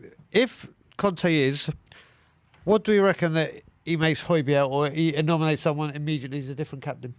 It's an interesting one, isn't it? It's an interesting one. I mean, me personally, I probably would give it to Højbjerg, but I think still, with Lloris only got a few months left of his contract now to the end of the season, maybe it's just a case of letting Lloris run down his contract and then giving it to Højbjerg when Lloris leaves. What happened with Højbjerg at Southampton, wasn't it? He wouldn't sign a contract. They stripped the captaincy from him. I think it'll be a very, very bold statement if he does come in and goes, right, Højbjerg's captain, or someone is a captain. It would signal change. Exactly. That's what we want.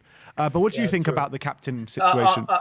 True, but still, I don't think he will change it, because imagine yourself as Conte. You just came to the club. You didn't meet everybody, so you don't want to change the the balance of the team right now. You just have to wait for like at least December or January, so that you can understand and meet with the people. You know, how do they react? How do you communicate, and etc. So I don't think the change of captaincy is imminent. I actually think the way it's going to plan out, if Conte comes in with the captaincy, I think Lloris keeps the armband, but he tells Højbjerg, you're my captain on the pitch. Yeah. On the pitch, it's different. The band is totally different. The band represents the communication with the squad and, you know, the hierarchy. But on the pitch, yeah, he will be the captain. And I think he might say, like, you're my captain on the pitch. You're going to dictate how we play. You're going to talk with the people on during the game. Yeah, he might say that to Højbjerg, because he has a leadership skills, and you will see. And he has a common thing with Conte as well. He doesn't feel comfortable with the losers with the bad results. So that's the most important thing. And how do you think, if Conte does come in, how does it affect players like Harry Kane? What do you think will go through his mind? I don't know, but Harry Kane has to improve. He's in my fantasy Premier League squad, and he's damaging me. Still? I still believe in him, because, you know, he's one of our own. He has been there since 14, 13, and, you know, and with Conte comes, I think he's going to have a chat with the Kane, and he's going to say, listen, if you don't, because you remember his interview with Henry, the Conte interview. If he has a bad attitude, he is gone. And if you don't want to be here, that's fine. Okay, you can leave in January. But if you're going to be here, you have to give your 100% of you, your commitment to the game and the squad, because you're still the leader, one of the leaders in the changing room. So I just don't want you to see. I just don't want you to see him as unhappy guy. You have to change your attitude. Yeah, that's what he's going to see. Spot on. There's been an update from Sami Mokbel from the Daily Mirror in the last 20 minutes, and he says Conte to Tottenham Hotspur is moving quickly now. Positivity from Tottenham that this will happen. I mean, hand on heart, Cambuck, do you think it will happen, this deal? I think it will happen, because I think Levy changes his mind. You know, he sacked Pochettino, then brought Mourinho. He tried to handle things himself. Then I think he has seen that it's not working. So he brought the Paratici, and, you know, they tried Conte and etc. And they brought Nuno. They thought, yeah, he's promising, he's something, blah blah blah. But he has seen that it's not working. So okay, I think he's out of options, Levy. So I think it's going to happen. and he's going to give the money to the Conte. He's gonna give the budget because he has seen that it's not going well for the past 2 years. I really hope that is true. I mean, I really do. I probably don't hope for anything else but that. I mean, this is what this football club is so desperate for. Someone of Antonio Conte's managerial skills, and we need him to be backed. If he's backed, he will succeed. Yep. Exactly. But look at Abramovich. I think someone said, I don't remember who, I'm sorry, but someone said, he sacks managers, the Abramovich on Chelsea, but he always backs his managers. He always gives what they want. And that is important. I want Conte because of the change in terms of attitude in the changing room. Yeah. I don't want to see, I'm a Tottenham player. Yeah, I can be in rotation. No, a player has to improve, and a player has to be unhappy no matter what. They have to improve. I want that mentality. This is not good enough. Next game, I have to do it better. That should be the mentality of a player in Tottenham Hotspur Football Club. Completely agree. Anything else from you? No, I mean, there's people in the chat now saying, do you reckon that the Conte brings Skriniar? And I honestly, if we could imagine a back three with Romero and Skriniar in there. That for me, like I said, I think it's like the Vidic Ferdinand kind of partnership with what they offer. And then can you imagine, like, if we get, let's say he has this Warshed, if he goes straight in and he gets a Vlahovic and a Skriniar, then I will be very heavily saying we got a chance of Champions League. I will be very heavily saying right now this is what we're talking about. Just comes. Go on. Come back. Yeah, you're true. I wanted Skriniar over Romero on the summer. I love the player. I love his mentality. I love how he plays. And yeah, Vlahovic is a must, from my opinion, at least a second striker. Because what if it look like we have no option to play Harry Kane? Okay, we have to have an option, and it's also good for Harry Kane. He probably thinks he is like unchangeable or something.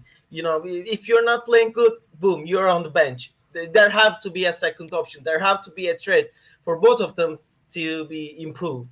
And I also think that we need a creative center midfielder as well, because I think we're lacking a flair, let me say. We need some quality to make that pass, Yeah, make definitely. those passes.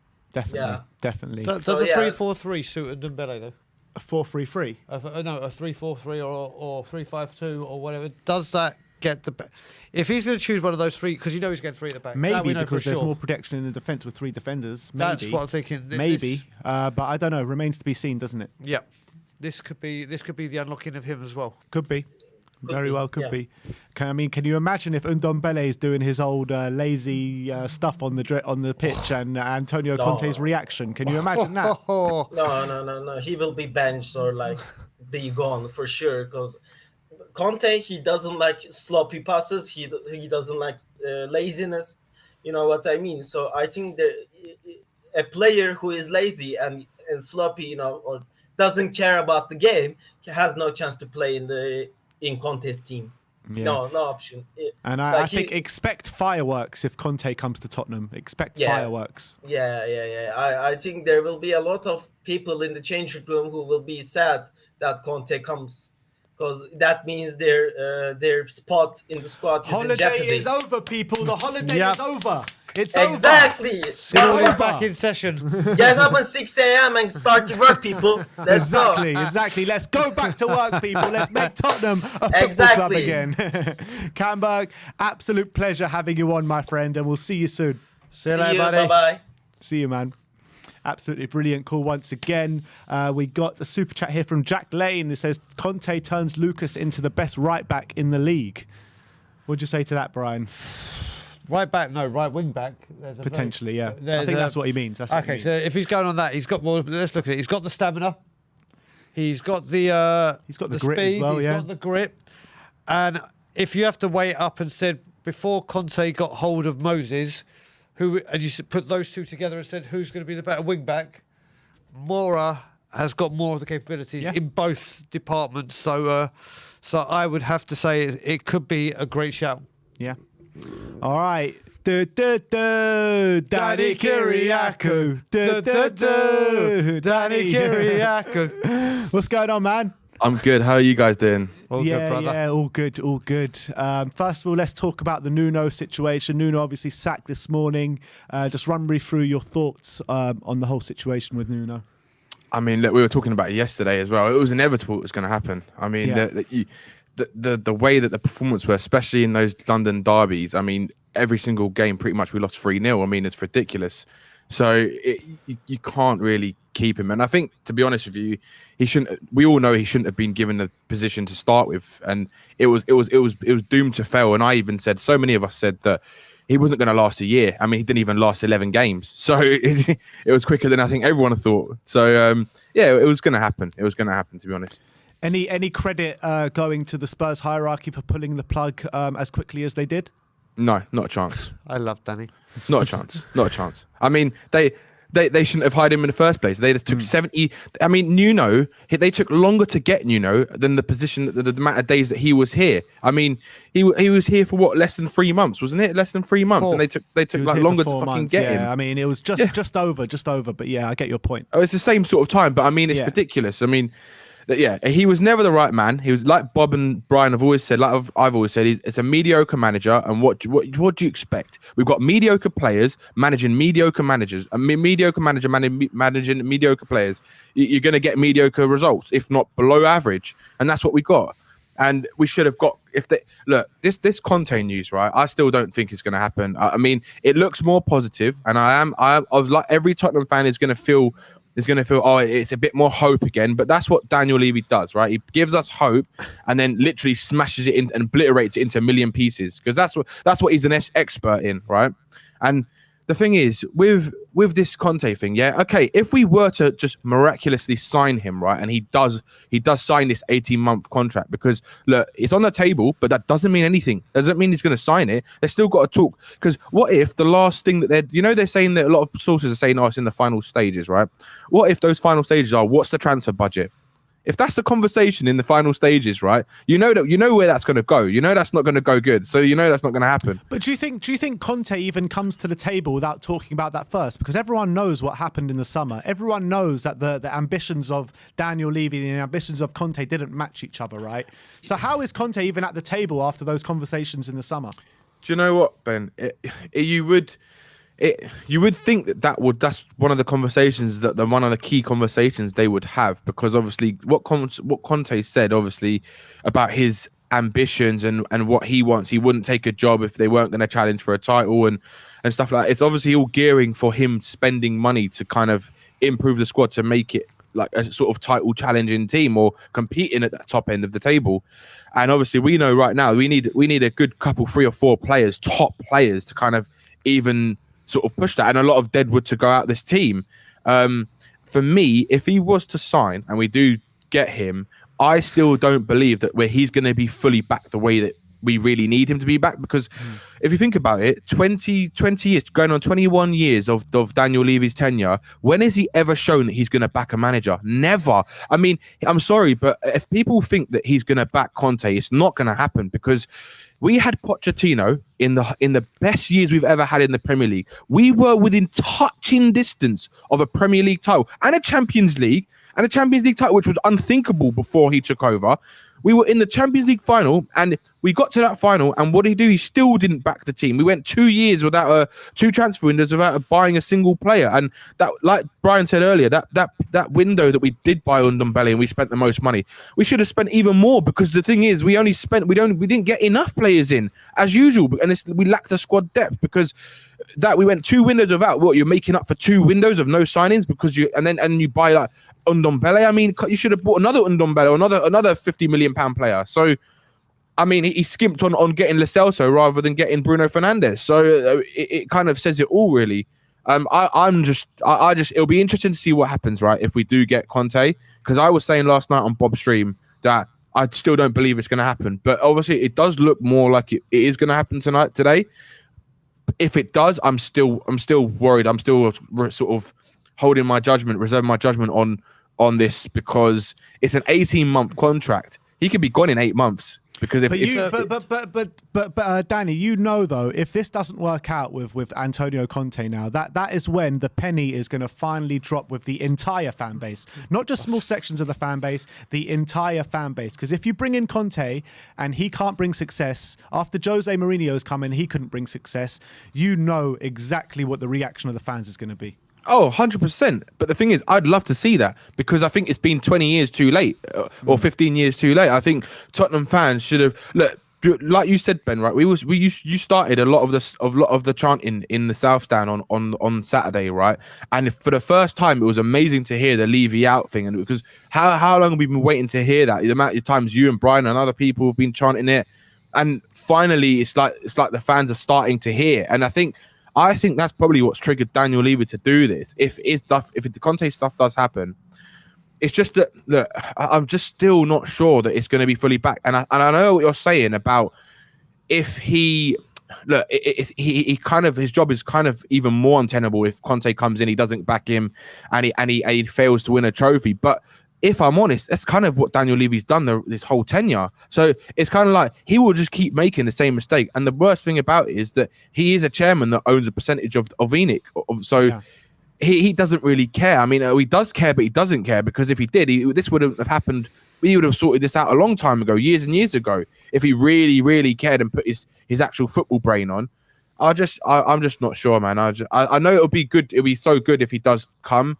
I'm not sure about how he's going to be backed or if he's going to be backed the right way, because for all we know, he could be promised one thing now. Oh, yeah, you're going to get this, and Kane's going to stay. And then what happens if Kane goes, all right, do you know what? I actually don't want to stay now. I actually still want to leave.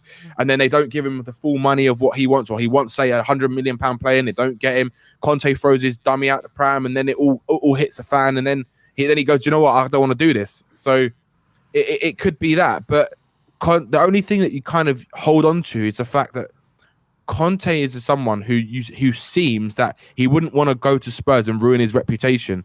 That's the only thing that I hold, which kind of gives me more hope that there might be a change in the way Levy does things, and that's unthinkable to even think about saying.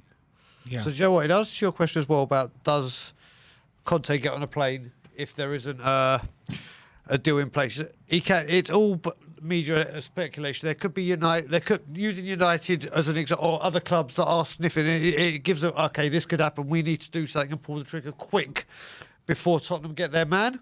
So there are other aspects. Him coming could be like a snowball effect of, right, we're going to push other things around. And Danny, you and me famously, the last time this came round, you and me were on Matt Hayes shows and we were predicting what was going to happen every single step of the way. And then it broke and we were right. Yep. Are you more confident this time, or are you still with me and thinking it's the same? I still think it's the same, but I'm more confident than I have been before. Like even last night, Brian, on Bob's show, I was saying it's not going to happen. We were both saying it, and I just still think that if it does, I just can't see it working. I honestly can't see it working. It'd be shocking if it actually worked and if he actually was back the way that we need. Because look, in all honesty, we need another centre back, we need another central midfielder, and another striker. That's the three key positions we probably need right now. And then after that, you'd look to go maybe get another right back and another right winger. But the three key of those three. Yeah, and another left back. But I think the three key right now is still that centre back, central midfielder, and striker. All through the team. That's what we need. If he was to go and get two out of those three and quality players, like imagine if he does go and get a Skriniar, for example, and a Vlahovic, then like Brian said, you start to believe a lot more because you're like, these are two class players. And then yeah, and that's the only thing for me that will really change my opinion, because I don't want to see another like nobody come in and go, oh, do you know who is this guy? Like we're gonna have to Google him again. We have to do a Danny Rose and Google him. Do you know what I mean? Danny, wait. Let me. Can I just stop you there for 1 second because there's been another update from Matt Law. Matt Law, Tier 1 source, obviously. And this update says Antonio Conte is due in London today. Tottenham have offered him an initial 18-month contract, and an announcement could be made as soon as tomorrow.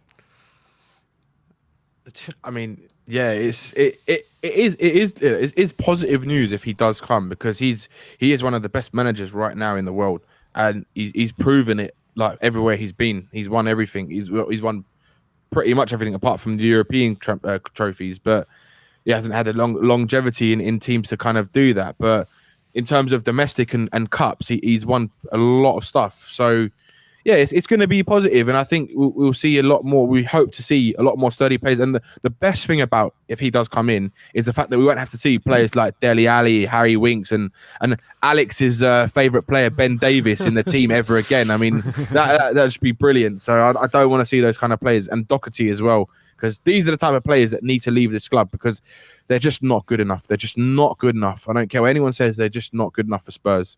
So Dale, you mentioned three positions. That's basically spider the team: a creative midfielder, defender, striker. Yeah.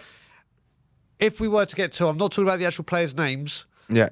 If you said, like you said, 2 out of the 3 positions, what are the 2 positions you would hope to fill first? I'd probably go for a creative midfielder first and a striker. I think defensive we can kind of cover with that. I know we do need another one, but Sanchez hasn't been given a chance yet properly with Romero, and I think he actually might do a job. Yep. He looked good again. He will look good with him in the Burnley match. He looked pretty good of him. He made a couple of Sanchez errors as he always does, but he looked more composed. So I'd like to see him given a run. And you've also still got Rodon on Tanganga to be given a run in that central defence, and he might get that chance if because obviously we know Conte, if he comes in, he likes to play a back three. So we might actually see like a Tanganga on the right centre back and a Romero in the sort of central centre back, and maybe a Rodon or Sanchez on a left centre back or vice versa. But that would be interesting. And I think the striker you have to, because the way Kane is at the moment, we just don't know whether someone like Conte is going to bring his kind of thought into kind of and heart sort of being back at Spurs again, and like having that passion and drive to play for Spurs and that motivation to play for Spurs. So we definitely need a striker and it's got to be a good striker. You can't just bring in like another, as much as I probably would have had him still now, like a Vinicius. You need a better level striker who you can put straight in that team. And if Kane's not performing, you take him out and you know you're confident he's going to do a good job. And it's all kind of pointing to Vlahovic, really. The way they've talked about him, the way Paratici's talked about him, the way that he's rejected his contract, the way that we were linked to him before, it is kind of all looking at the Vlahovic. And then now going with an Italian manager, if we get someone like Conte, and it's kind of written, isn't it, that he's going to go for someone like Vlahovic. And if he does, that'd be fantastic for us to get him in. Him and Kane would be brilliant. And then you've got Son as a third option as well, so you could kind of sort of mix between them if you play the two up top, which will be quite interesting to see. But I think they're the 2 key positions we need. There's been yet another update. Mason's until Christmas. This one is from Alistair Gold. So Goldie's giving us an update. This is an interesting one. Here we go.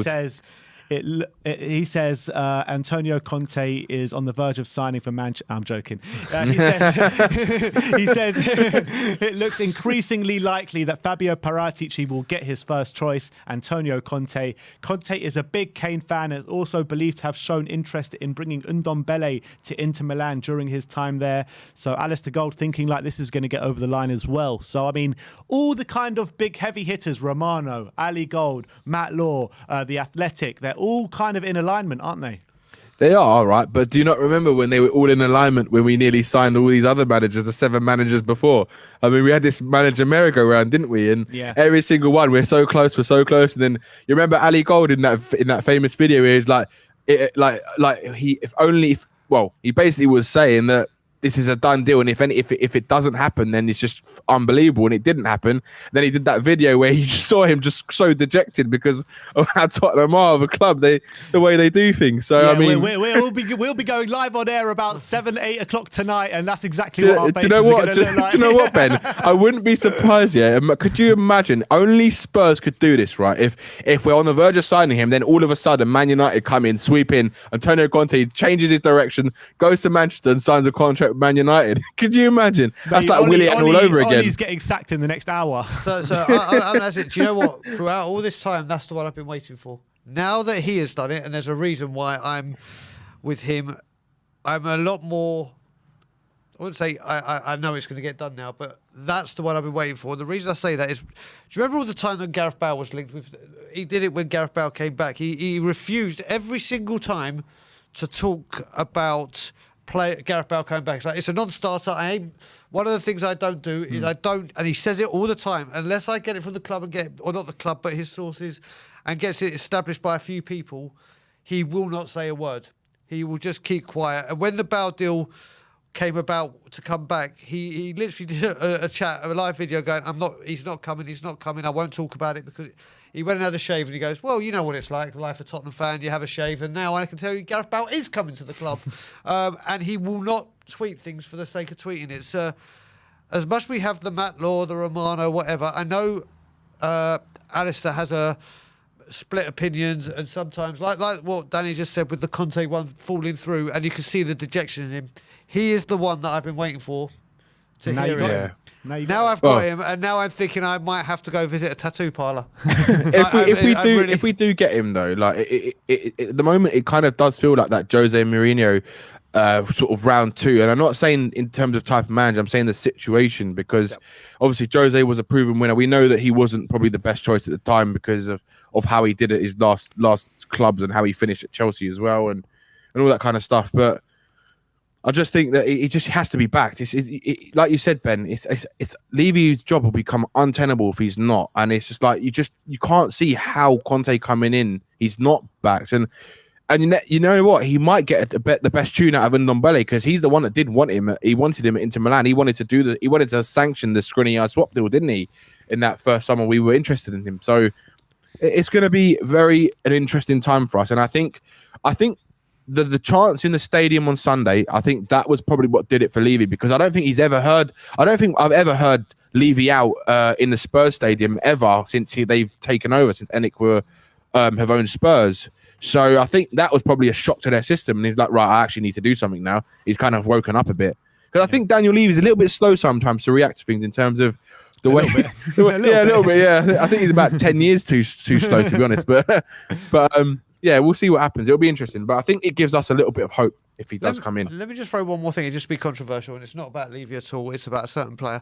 We just had that discussion about Lucas Moura and what's the Moses? Victor Moses, yeah. So, Victor Moses. And I'm just saying this. I'm not saying that this guy could this be the manager that could actually do something with Matt Doherty. I'm not saying Matt Doherty all of a sudden is going to turn into a world beater, but look what he did to Victor Moses. Playing in a back three has been his best position.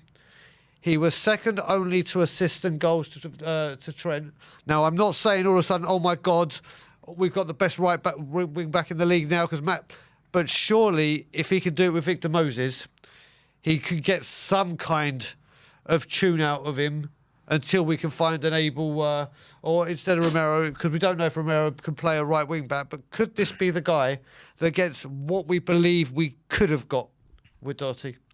I mean, Nuno was the guy that got it out of him originally. Yeah. But we all know what happened there. But and he couldn't get a tune. He didn't even want him, did he? Yeah, He wanted to sell him this summer. He was like, "Yeah, you're happy to let him go." I think Matt Doherty was just a failure from the start, and is always going to be a failure at Spurs. I just can't see him doing well at Spurs. I think he will go. I mean, he might do better, a little bit better in the Conference League games or whatever until they sell him. But I think they might even try to look to sell him this summer, this even January even. And then bring in someone else, because they might actually do that, Brian, or where they use Moura and Emerson as the sort of right wing backs. If he does come in, we know he's going to play that back three with the two wing backs. That's how he plays. That's his system. And to be honest, I think with the players that we have got, I think that's probably the best formation that does suit us if you play it the right way. And I just think Nuno was too scared to do that, and I don't know why he didn't do it. It would have been nice to see him do it and try it, but it just never did. And that's just a shame. You know that Conte won't be influenced by anyone, and he'll do it his own way. And if he's not able to do it his own way, he'll just walk. Yeah, of course he will. And what I like about the fact that if he does come right, is the fact that he won't take fucking shit from anyone. There's these people like Dele Alli and Harry Winks and crying, and Ben Davies blaming football pitches for not beating a Vitesse team and all this kind of shit, right? He'll just get him out of the team. He'll put him on the bench and say, "That's where you're going to stay, mate. That's where you belong." Until he says, and he'll say to Paratici, "Get him out of my club. They're not winners. They are babies. They're useless shits, and I want them out. And we need someone like that. We need someone who's going to come in, and a leader who's going to not take shit from these fucking players with these pansy mentalities. Yeah. I mean, I've had enough of them. It's been too long, and we need them gone. We know this. We know it's been like this for a long time, and we just need them out. They're toxic. They're poisonous, and it's just rotted into Tottenham over the last couple of years since the end of Poch's tenure. That's when it started festering. And another interesting bit from Alistair Gold here, and he says Fabio Paratici, managing director of football for Tottenham, was so furious on Saturday that he stormed out of his seat in the stadium after Edinson Cavani scored on the 64th minute, and he never returned. He never returned. So, do you think after that Cavani goal, that's it? He got on the blower to Conte, and that was it. He must have done. He must have been like, "Fuck this shit, man! I've made the worst decision of my life." He was like, "Fuck this." Yeah, I think he definitely got on the blower to him. But look, I think the thing is, right? When you've got someone like Paratici, right, and you give him the trust. What annoys me is the fact that Daniel Levy was still trying to do the stupid thing about, oh, let's get the cheapest manager, let's do this, and it's only now after shit's hit the fan and it was gonna get worse that he's like, fuck, I actually need to do something now and actually get who Paratici wanted in the first place, who is a proven winner. So this is what should have happened in the summer. And we wouldn't be sitting here talking about what we're talking about right now if he did this. But maybe it was a good thing that this happened. Maybe it was better for the Spurs fans to show them what Daniel Levy is like, because I think a lot of them are kind of blinded by what he does in this stadium and all this kind of stuff that me, you, and others, we all know that what Daniel Levy is really like, and that's what we try to kind of portray to people, because he's useless and he doesn't care enough about the club. Otherwise, we would have won trophies by now. It's as simple as that. Yeah, I completely agree. And look, we've got many people still to bring on. But Danny, I want to know, where do you think Brian should be getting this tattoo? He should get it on his neck. That'd be funny. Okay. I'd love to see him with We Are Tottenham on his neck like there, underneath there like that. We Are Tottenham TV. Oh no, I think going down there, no problem. Going down there, that'd be good. Yeah, that'd be good. If not, on the back would be all right. On the back, I'll let you have that one, Brian. Okay, cheers, brother. Yeah, across my neck. Jesus. Danny, big up. We'll see you Big soon, up, man. guys. Love you all, man. brother. Cheers. See you later. Cheers, man. We got some super chats to get through just before we bring on Alex. Lightwork says Conte will make Spurs great again. Sell the Deadwood. Sebastian Wolf. Where's that gone? He says, with Conte coming in, if Kane doesn't start scoring, at least playing better, I see him gone in January, and Lautaro would be an amazing replacement. I mean, Lautaro just signed a new contract, and he was about to sign a new contract for Inter, so I can't really see that one happening. Avmaster saying, if Conte comes in and does not get the funds from Levy, or doesn't get the backing or the support, everyone who is a Spurs fan should start a revolution. And I think that's what will kickstart it. It will kickstart it, and I think a lot more of the fan base will start to wake up to it if Conte doesn't get backed. I think that will. I mean, it'll be a catalyst, won't it? It will be. I mean, I think surely that will be the. You would think that after, if Conte fails, if it is Conte and it does fail, that would surely be the straw that broke the camel's back for a majority of people. And if it's not, I just don't think he could do anything wrong. Leave it. It would never change. Benedict Hampus says Conte will fail without serious player investment. How hard is this for the board to understand? We only have so much shit to cover with glitter. Yeah, and I don't think there's any more glitter to cover it with anymore. TSC Brownaldo says, if he does come in, who do you reckon we sign? Maybe Belotti, Berardi and Skriniar? Let's have it. Come on, you Spurs. And Adam William Cahill says, hot take, Levy looks at Toons and thinks, heck no, it's time to step up. Finances stabilised in the last 4 months. Penny time over. Pound era begins. I mean, I'm not holding my breath on that one, to be honest. I'm really not. But look, let's bring on Alex and let's see what he has to say. Alex, how you doing, my friend? What's up, brother? Hi, guys. I've got to be honest. I don't understand. I honestly don't understand some people at the moment. Honestly, I've heard a lot of waffle. Honestly. I mean, especially about some of the players, I've got to be honest. I mean, firstly, I need to wake up Tottenham fans, by the way, because, yes, we didn't know what we were doing after we sacked Mourinho, but I don't want to go down that route because we've already explained that already. It's the past. Let's move on there. But the first thing is, Nuno was Paratici's man. He was Paratici's man. It's on record, right? Yeah. Okay. He wasn't his first man, though, was he? No, but he was his man. But who was his first man? No, yeah, but you can say whatever you want about the first man. He was his man, you know, because he actually went to Levy, persuaded him by showing him what potential things, everything was going on. True. This is fact, Yeah. absolute fact. Yeah. By the way, right? I'm saying this. I didn't want Nuno in the first place anyway. Let's get that right, okay? I didn't know who we're going to get in, but I didn't want him anyway. Who did want Nuno? Let's be honest. Yeah, let's be honest. But the whole point is, now you sacked Nuno, it's like an equation. Nuno plus Paratici. Paratici now has been undermined. It's quite interesting. I would love to be in that conversation with Levy and Paratici yesterday, by the way. Do you think?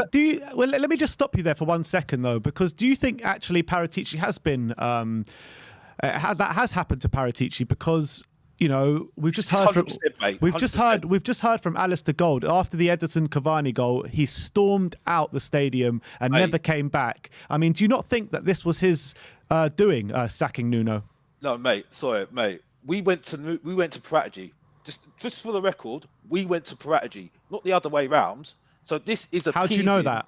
Look, but we went to Paratici. How do you know that?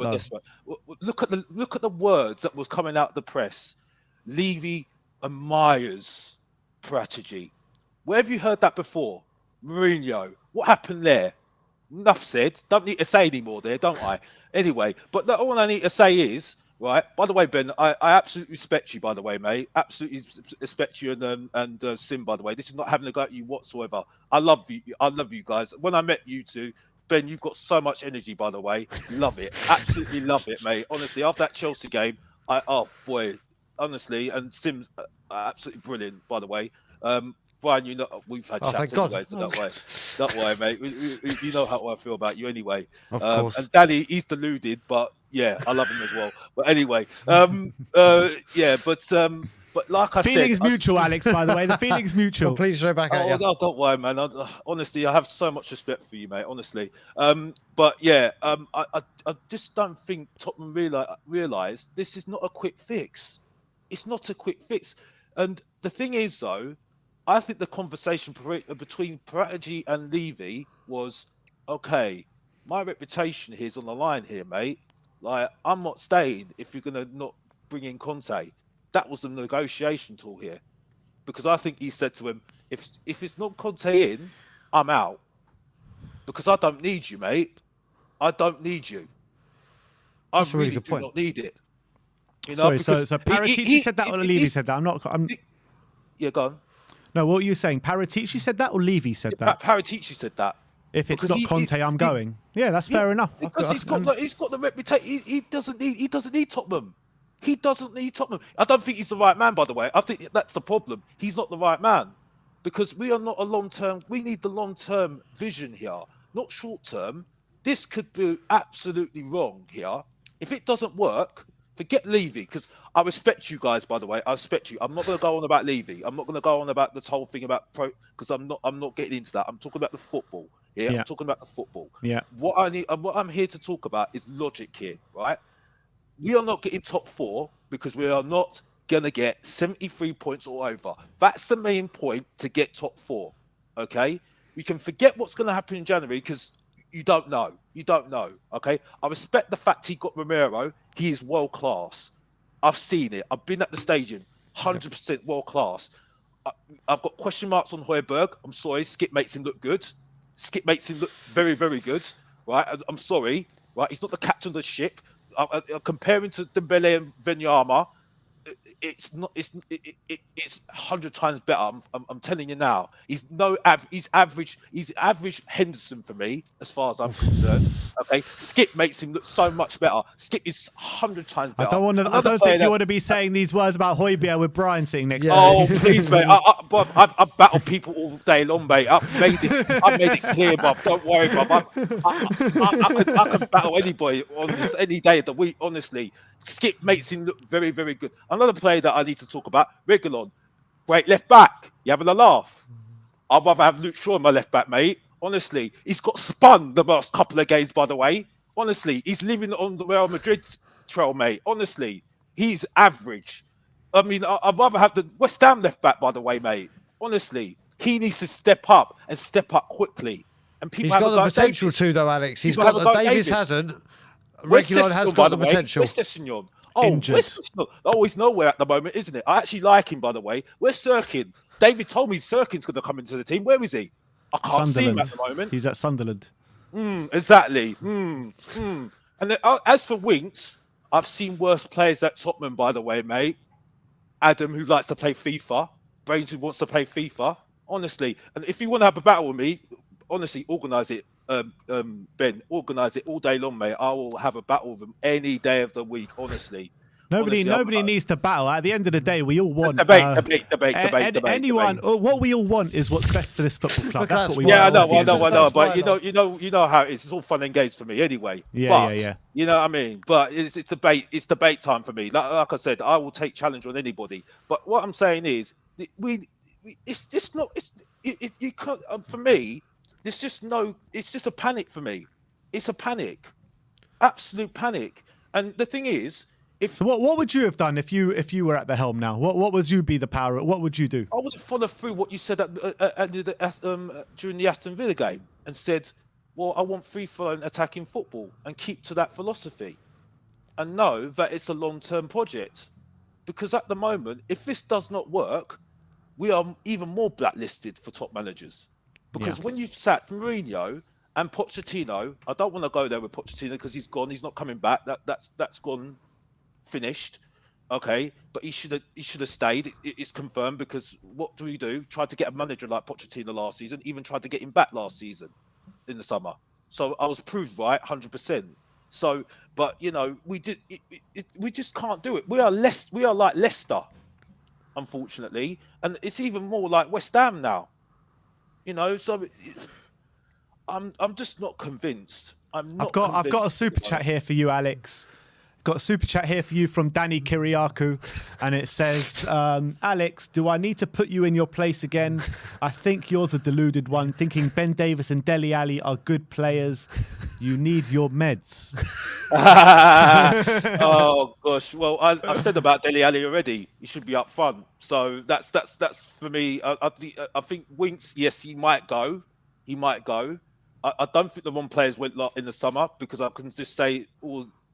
I just need to say this foreign player issue in terms of the squad because you know that about the limitation on the foreign players thing in Europe now. Yeah. So we had to get rid of foreign players, unfortunately. That's fact. So you know the right players left. I do agree about Lamela a little bit, but still it was his time to go. But I would love to see that contract. Honestly, I've got one more for you, Alex, as well. This one's from Jack Konecki, and he says, Alex, the word useless is more useful than Ben Useless Davies. Oh, Jack plays too much FIFA, mate. Honestly, he needs to put those controls down. Hi to him, Jack. By the way, good. I hope you're well, met Jack. By the way, but no, I'm sorry. I mean, it needed a shaking up anyway because I was there at the game and it was toxic. It was very toxic. There was fights where I was sitting, and in some way, a decision needs to be made. Also, what I heard about Nuno, Prodigy got it so wrong. Honestly, from what I was hearing, that he had a big ego. From what I'm hearing, but that's what you believe, isn't it? You know who you believe and what you believe, what you read and stuff like that. But you know, as I said before, I think there's a lot. I think this is a massive risk. If we're in March, but what wouldn't be a risk right now, though? What wouldn't be a risk? Is keeping Nuno a risk? No, yeah. Well, I think at the end of the day, I think we had to let him go, didn't we? Because it was becoming untenable, wasn't it? But the problem is that if you're going back to a manager like Conte, you should have just got him in the first place, isn't it? I completely agree with you, but my point is that you're saying it's a massive risk, but who could we have brought in that wouldn't have been a risk? You're right. That's a good question. That's a good question, mate. I completely agree with you there. Like I said, if this does not work, there's going to be big implications, and I'm not just talking about Conte leaving. Prasci will leave, 100%. 100%. And also the fan base will completely turn on ENIC. Never mind just the section that have done already. I think it will be quite universal within the fan base. 100%. I mean, but I don't really want to go too much into that because at the end of the day, I don't, I can't really comment on that at the moment. But I would say that, this has to work in terms of the whole thing with strategy and strategy really mainly, because for me, like I said, he would not been happy that this did not work out for him with Nuno. He would not been happy. He would have been undermined the fact that he sacked him. So that conversation must have been very intense, and the negotiating tool was Conte, and that was it.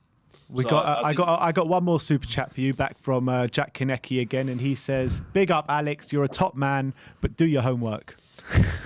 Oh gosh, hey, honestly, all day long, man. I'm all for the battle all the time, mate. Anyways, you know what I mean. So I'm not really fussed what he says, really. To be honest, yeah, man. You know what I mean. He needs to stop playing Football Manager, man. Anyway, but you know, it's for me. I think there's a lot of holes in the squad, and he's gonna have to get the ground running straight away. Yeah, we have to see what happens. I think that's all we can do at the moment. I'm not going to talk about Kane because, like I said, it went over my head 4 months ago. Really, it's about a squad, and hopefully he makes that clear to the squad that it is about a squad, because it's not Kane FC, it's Tottenham FC. You know what I mean? Correct. I think for me, I think it's quite simple. Son's our main striker.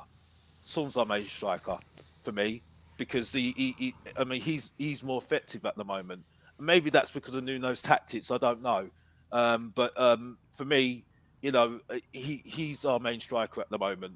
I think Bergwijn needs to improve a little bit more for me. I'm not having this whole thing about Bell. I'm sorry. Bell should never have come to Tottenham in the bloody first place. The first time round, he was absolutely fantastic, but we didn't need him the second time round. It was nostalgic. We didn't need him. He didn't do that much for Tottenham. He only came back in the second half of the season. We need to get over that. Seriously, Tottenham fans, come on. Honestly, you know what I mean? But we'll have to see what happens. You know what I mean? So... But yeah, I'm out of here, guys. I don't want to waste your time because I can see that everybody else is Alex, just before you go, I don't know if you know about the bet that Brian Daigle has had on the channel yesterday. He says if Antonio Conte comes in, he will be getting a We Are Tottenham TV tattoo. Where do you think he should get it?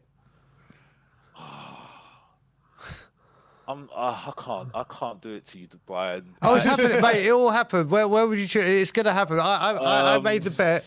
I told my wife. My wife just messaged me and said, "Oh boy, that's a stupid bet." But it's on your arm, mate. Put it on your arm.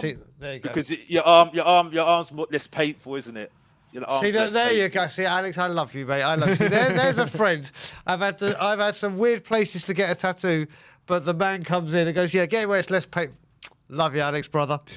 Can I just say this? Can I say this? You lot, can you respect these guys? Because these guys do a lot for you guys. I literally met them, and you know, I don't agree with most of your opinions, but you're just so lovely, you two. And Ben, you've got so much energy. It's so admirable, honestly. It was because we lost, and you just. It's so inspiring to see that so much energy and just giving, you know, who cares? Just enjoy the moment, and I love that. Absolutely love that. By the way, so yeah. Big up, Alex. Thank you so much for the kind words. As well, and I see your grandpa there as well. I hope he's well as well, man. So yeah. Thank you so much, Alex, for the kind words. And the feeling is completely mutual. It's not about our opinions. It's about us as a fan base coming together, and that's what it's all about. So we'll see you soon, Alex. See you soon. Take care. Yeah. Take care. See you later, Alex, brother. Big up. We got a few more super chats to get through. I'm just trying to find them. Just one sec. Jack Konecki again saying, Hotspur can be the captain of my ship any day, mate. And Deck W says, Alex is right. This might not work out.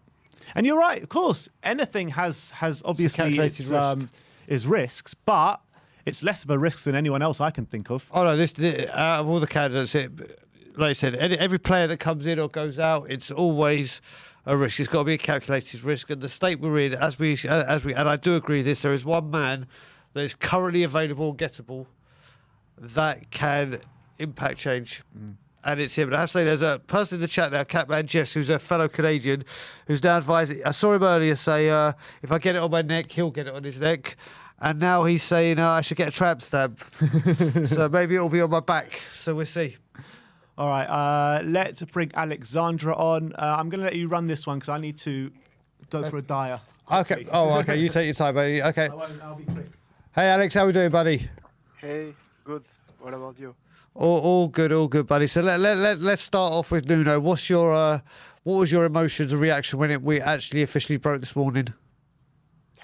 No, I'm happy that he left. He should have never come at the first place, because I already knew him from Portugal, and he's not a good manager. Okay. He had a So very nice squad at Wolves. okay. So Jota and stuff. Yeah. moving on to Conte then. Do you think that this deal is, first of all, do you think it's going to happen? And second of all, do you think it's going to work? Sorry, I'm just answering to a client here. Multitasking. I don't really know Conte as a manager, but what he seems like to not like any kind of spoiliness from anyone or something like that. So he would be like good for the job because there's maybe a little bit of spoiliness in the squad. Okay. So with the players we have, i.e., let's go Harry Kane and Dele Alli. What happens with those two? Does Kane come back to what he was? Is Dele out the door? It's really hard, we don't even know if Conte is coming yet. I hope, but we never know. I think it's taking too long. You reckon it's taking too long? Okay, so but no, I mean the appointment. Yep, that's what was. Yeah, but Kane, I don't know if he, I'm not a Spurs born fan, but I don't know if what Kane did already for the club, what he's doing for the past 2 months, it's forgivable. Is it? I don't know. Yeah, Or that's a good point. Out of form, I don't know. Maybe. That's a good point. But with also, do you reckon he's going to get the money to spend on the players that we desperately need? Do you reckon it's going to be, here's a huge chunk of money or whatever the chunk is, go buy established world class, or here you go, spend it on 3 or 4, 5 players as opposed to like 2 or 3 world class? I mean, we need a left back for sure. Okay. A backup, yeah. There's not too much to do in the squad apart from right wing. Maybe if Stevie B doesn't get into form, but yeah, we need backups. That's for sure. Can I just pause people there for a second, because there's another update regarding Antonio Conte. Are you at work there, Alex? Yeah. Actually, this is I've been wanting dedication. to call, no, I've been wanting to call before, but I don't have a webcam in my laptop, and my phone is broken. Be careful not to get caught. The update is from Dimarzio, and he says Antonio Conte has just landed in London in the afternoon meeting with Tottenham for last details and signature for the contract until 2023. So, I mean, it really does look like this is happening. It's going at 100 miles an hour, this Antonio to Tottenham Hotspur, and it looks as though this could be wrapped up as early as tomorrow. I mean, how does that make you feel, Alex? Yeah, it feels good, but until it happens, I don't believe it because of what happened in the summer. I mean, Levy is splashing like extra million for nothing actually by sacking Nuno. I think he should have just appointed Conte on the first place. I don't know. Of course. Problem was he got spoiled with the spoiliness of Mourinho. I don't know. Mourinho got a bit. He was already a bit. I don't know if spoiled is the right term, but Mourinho has always had a strange character, and I think he's getting a bit worse with age. But look, it looks like this is happening. I mean, how exciting is this for Tottenham Hotspur Football Club? And will Levy actually pull out the purse string to actually back him? I hope so, yeah. But it's in January. As I said, there's not too much work to do in the squad, I think. So yeah, it's just wait and see. Yeah, backup striker, backup winger and a backup left back, in my opinion. All right. Maybe center back, but Tanganga could do the job. Rodon. All right, we'll see how it plays out. But Alex, thank you so much for coming on, and we shall Yeah. speak to you soon. Thanks for having me. No problem at all. Sometime else when I have more time. Yes. Thank you, brother. I See have you to go soon. to lunch. Bye. Super chat here from Mintu Lee saying, big up Alexandra. I'm on the same boat. That's why I haven't been calling in. And Luke Diamond with the super chat saying, we are in a position where Conte's success or lack of will have nothing to do with him, fully dependent on if the club and players will match his ambition. His win percentage is the bollocks. Has to work. Yep. Spot on, innit? 100%. I mean, that is it. It's getting these players out, or the players he wants in. There's certainly, you look at a few of them. Tanganga, I really want to see. I've said right. I think the back three, right Centre back position, or the right centre back of the three. I think it's his perfect position. And we all know that this guy has got a lot of talent, and this is one I'd be interested to see. We've got people there that have the right attitude and can fit into this system. It's, do the players that have got the bad attitudes, are they able to change it? Or is it out the door, goodbye? Which is the big point. Yeah. And let's bring on Grandpa Brian. Grandpa, how's it going? Oh, he's on mute, I think. Is he on mute? Oh, I can hear you now, Grandpa. Go on. You hear me? Yeah. No, at last, I was saying. Well, first of all, I think Brian should have We Are Tottenham on his forehead. Oh, Grandpa, you missed it. I said I can't have it on my forehead. I know, but the reason why you have to do that is that your wife won't let you back, and you have to stay here to put the fires out as they come. Oh, Grandpa, thank you. That's a bargaining chip. That's a good idea. Yeah, I've got some other thoughts Okay. for you guys. I think first of all that Nuno is mentally ill. I think he's got acute depression, and it probably started with his being fired over the Wolves situation, and it's carried on through because he's not behaving in a way that you would expect any sort of manager to behave. There's no fire there. There's nothing there, and I think the players have caught it. I think that depression has come over because of the way he behaves. Has come over with the players, and it's why we're not getting a lot of the performance that we should expect.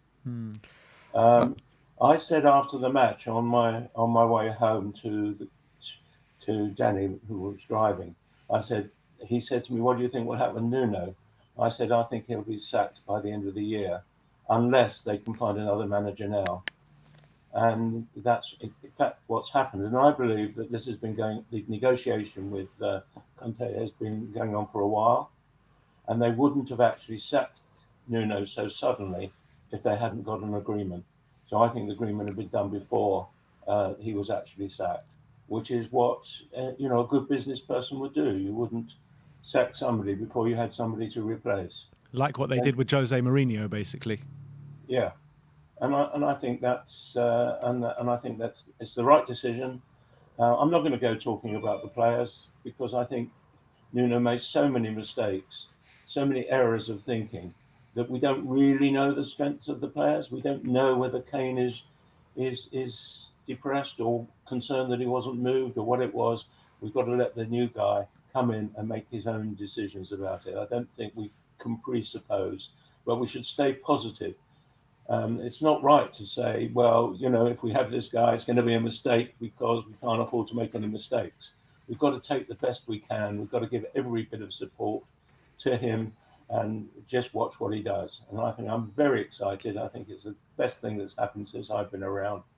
And I really think we've got every opportunity to move in the future and at least win the Carabao Cup. Yeah, absolutely spot on. And I'm loving the positivity. I always love the positivity.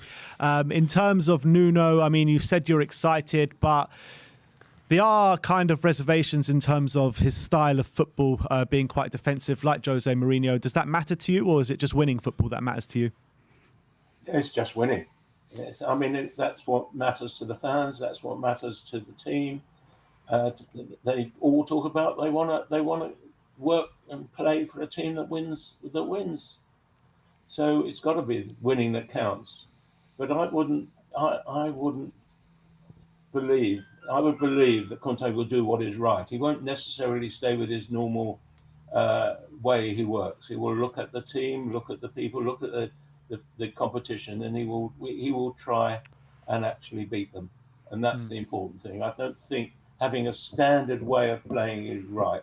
They should always be looking to find different ways of doing it according to the team that they're playing. Definitely, definitely. And do you believe now, if Antonio does come in, that Daniel Levy will open the purse strings and back him? I believe he will. I believe he will. I believe he must be earning good money from the stadium now. It looks like his season ticket holders have stood.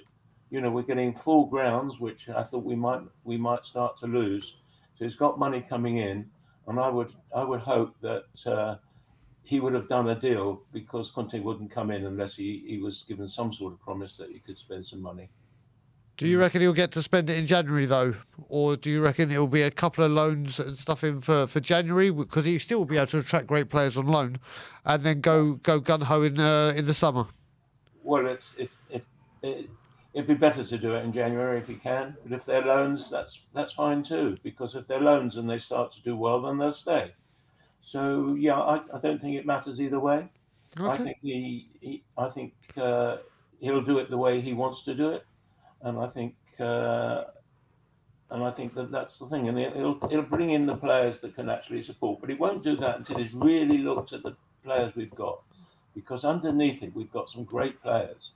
And I don't agree with one of your colleagues that was on just now. I do think some of the players are really good, but their best hasn't been brought out. And I think somebody like him will bring it out or get rid of them. He won't mess about. There's been another update from Di Marzio on the situation, and he says soon there'll be a meeting between Conte and his new club.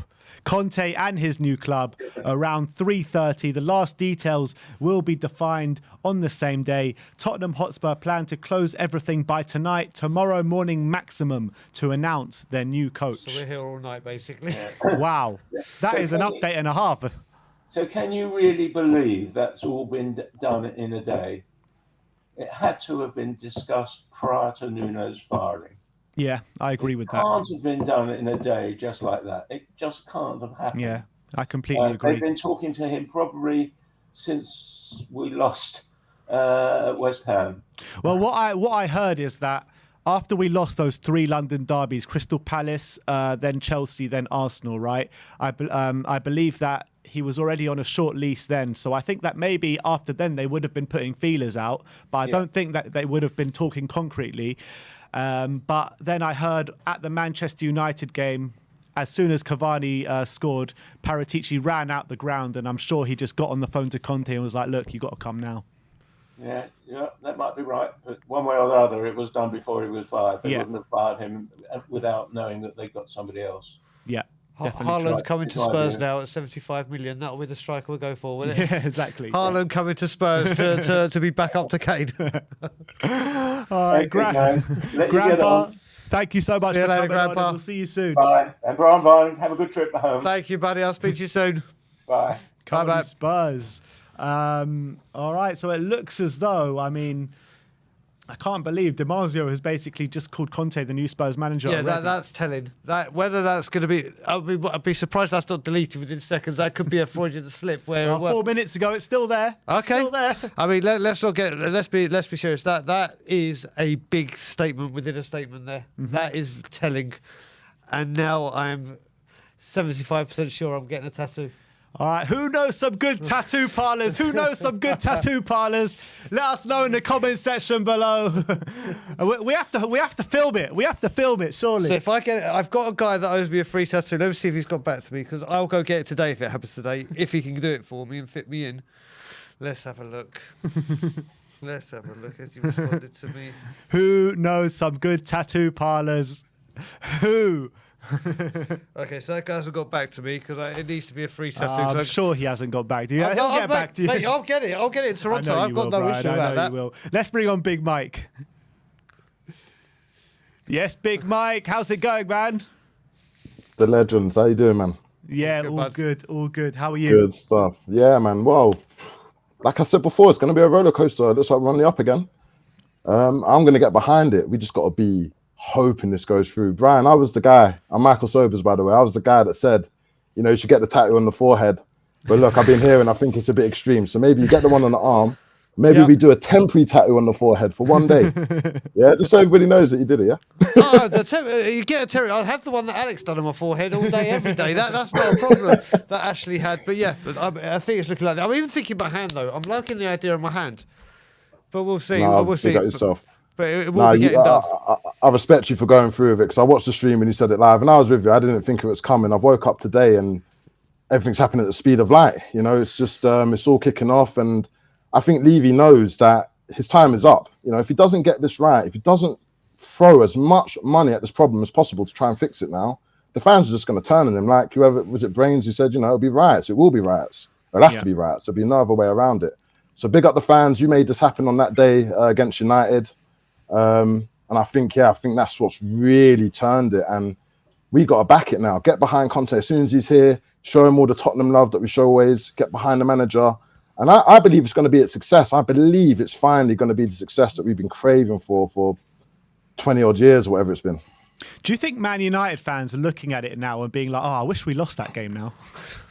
I mean, they wanted to lose anyway, you know, regardless. I mean, they want Zidane, Conte, you know, they want Solskjaer out, but Solskjaer's going to hopefully we gave him the catalyst he needs to just, you know, hold on to his job and just keep finishing second best. I can't see this guy winning anything in his tenure at United. I've called it out from the start. I'm going to stand by it. I'm going to stick by my guns. But hopefully we did the league a favour like we always do.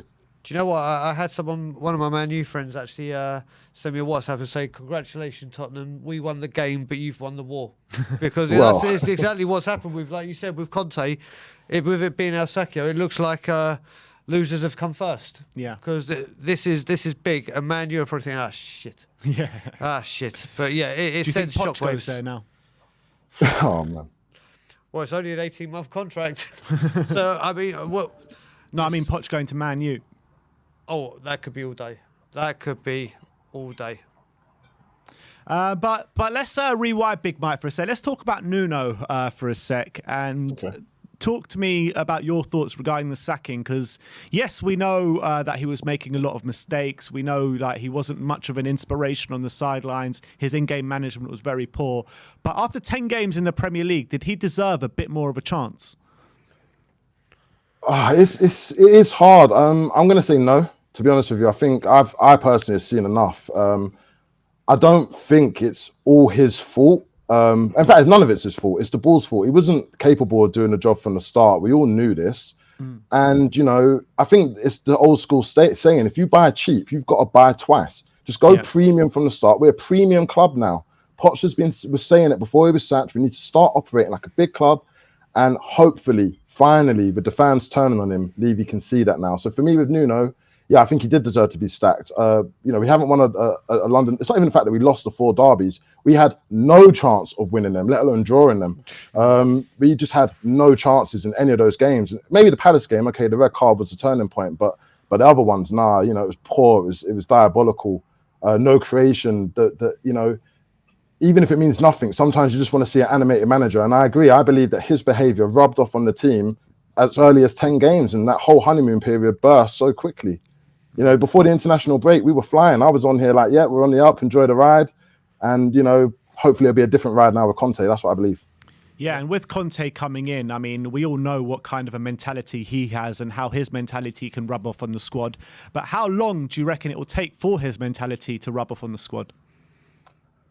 I think Conte knows what he's coming into. We can all see it. It's all out in the public, out in the open. So I think he's going to act quickly. I think, right, who's on board?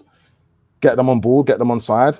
Who's not on board, get them out quickly. And those that are saying that are on board and are not good enough, sorry, just not good enough. And I think he'll just keep it 100% transparent and 100% honest. And I think he's just, you know, I think he will kind of be like Mourinho, but just handle it better. You know, be more modernized in the way that he approaches the games. And, you know, fingers crossed, we can really delve into more successful times. But yeah, I think the deadwood will be gone quickly. I think that the first this season now is just, you know, decide who's staying, decide who's going, January, summer to sort it out, get who he needs in, and I think we'll be looking for. If I know Conte, he'll be looking for a title challenge next season. I really believe that. I think he'll be trying to gear up and G up the players to believe in themselves and say, you're the same team 2 years ago. Get that, and I think he will get the best out of Harry Kane. I think Harry Kane will get behind Conte. How can he get behind Nuno after Jose? It doesn't make. He needs to have a motivator, and I'm hoping Conte will be the one. And if not, we'll take the 50 mil, whatever it is. Just get out. Thank you very much. It'll always be a legend for me, but obviously it's just dark times for Kane at the moment. I've got to be honest. Yeah. Harry Kane will go straight up top. It won't be like trying to fit him into a 4-3-3 and trying to make the manager's formation work with the players. 3-5-2 from the off. It will go straight into, right, I've got Harry Kane. The player plays best there. You'll go in there. Not, let's try and adapt you into a new formation. And, yeah, I think, like we were saying as well, I think the exciting thing for me is to see Tanganga at that right back or right centre-back. The possibility that someone said about Lucas Moura, but January's going to be telling. Don't you think Big By January is huge? Just getting that second striker, I think, will be the first thing we do. I agree. I think, and I think everyone's called it, with Conte coming in, if that does go over the line, which, looking like it is very much happening, he needs to be back. So get the strikers in, keep the best players that want to stay. Hopefully Harry Kane's form has turned on the up by then. But yeah, it'd be very telling to see exactly what direction we're going. I'm more concerned, not concerned, but I'm more interested to see what happens to Bergwijns and things like that. I mean, are they going to be converted into sort of attacking wing backs? You would imagine so, I suppose. I think maybe for Bergwijn, that could actually be a shout for Bergwijn. Then you got Emerson, you got Bergwijn, you got Lucas. Sessegnon when he's fit. 3 right backs. Yeah. So the left side is looking quite healthy, to be honest. And I think there might even be, people are going to hate me for saying this, but I'll just try and be honest. I think there might even be a role for Davies as this left centre back. Maybe. You never know.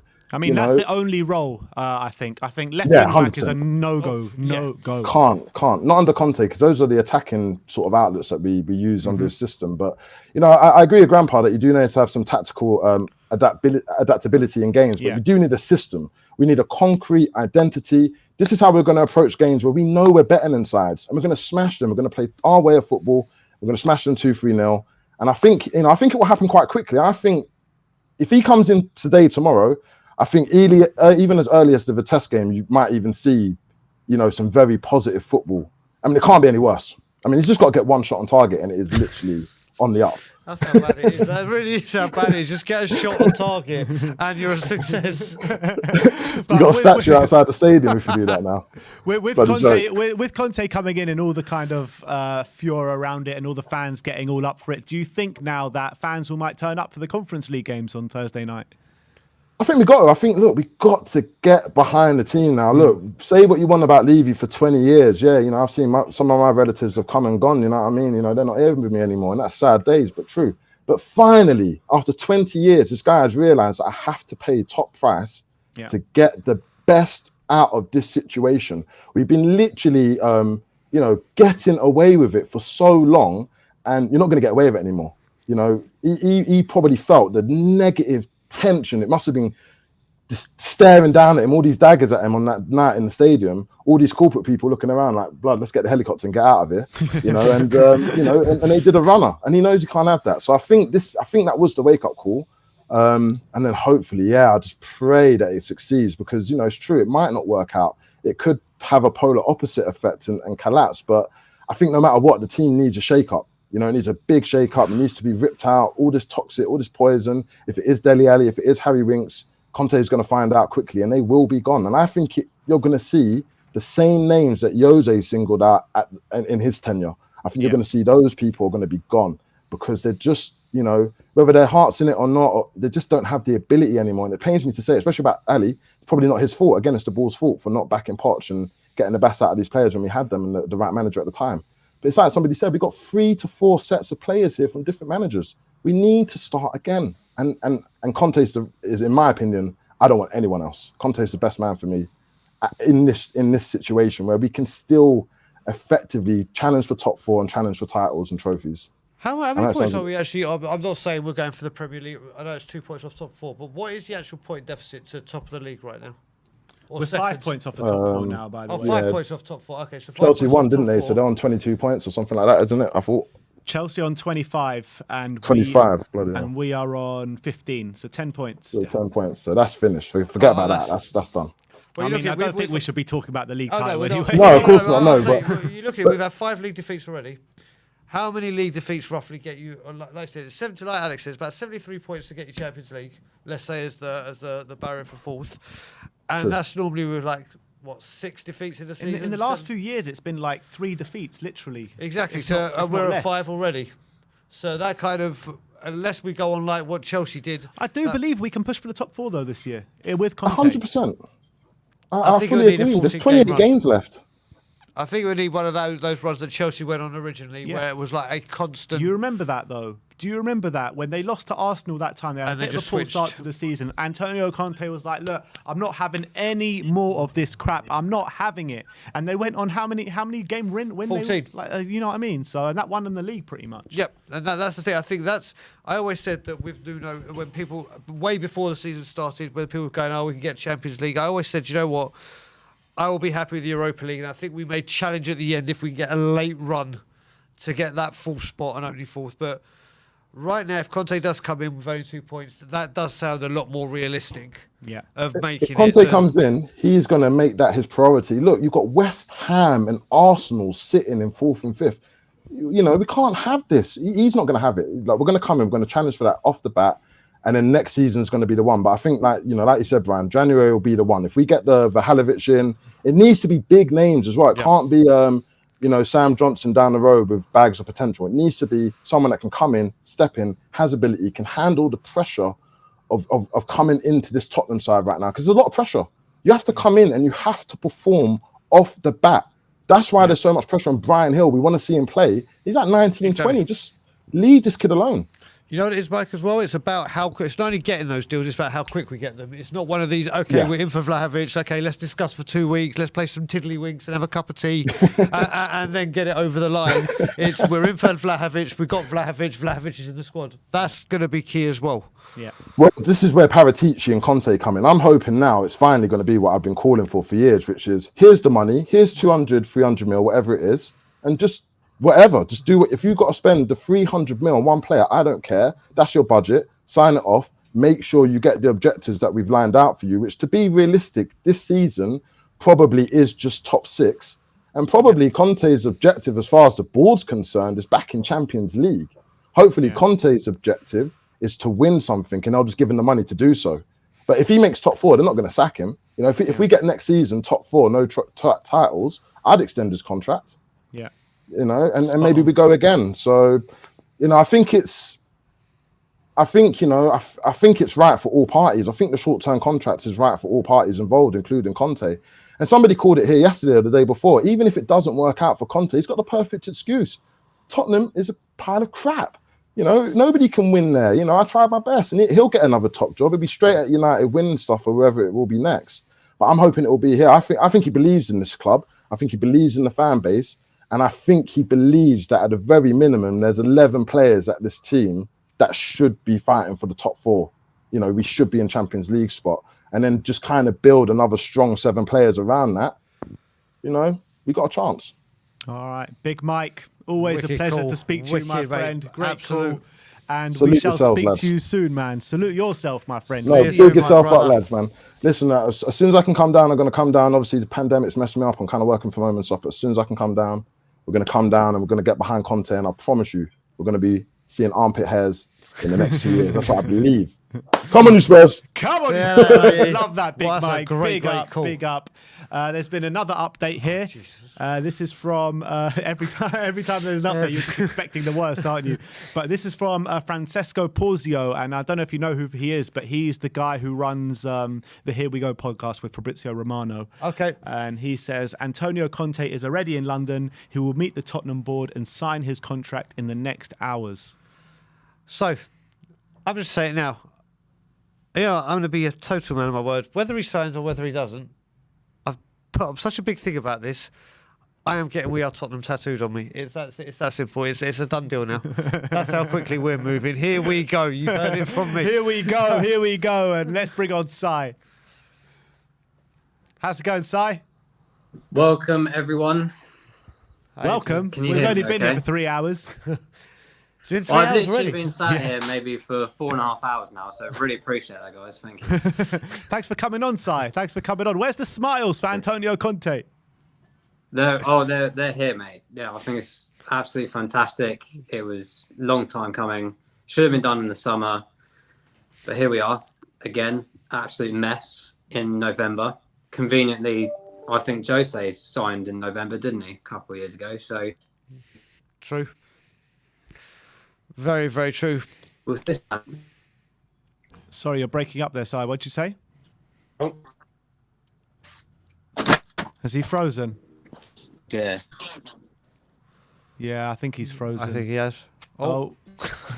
Gone outside now. Oh. It's just a floating head. We're going to catch up. Si? I'm still here. Hello? Yeah, you you keep moving every 5 minutes. Oh, he's Oh, gone. now you're a question He's mark. gone. All right. How many more guests?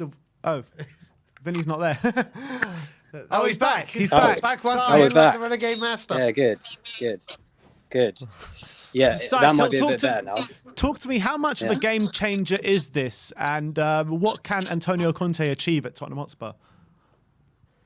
Yeah, I think it's a massive game changer. Like I said, it should have been done in the summer. I think what we will now see is more of a concrete situation where the manager really takes hold of what the situation is, because we know there's a lot of deadwood players in there. I think a lot of them have got away with it for so long now, and I think Conte is the manager that will just get it done. I know, like Jose has kind of like a pragmatic approach, and I think Conte will just be simply, very fiery Italian, very much say it how it is, and you have to deal with it. And the reality is, players like Dele and Winks have somehow sustained a few years of really, poor performances, and now this being what our third manager also. And if they had a continuation of that kind of performance level, they will be completely gone. And I would have no doubt in my mind that Conte would not sign a contract with Tottenham unless, one, there was a budget in place, and two, he had the power to say, guys, I do not want XYZ player in this club anymore. And it be done, something be done about it. I can't believe, even with Paratici there, that it's taken this long to get rid of really poor players, really average players, really poor attitude players.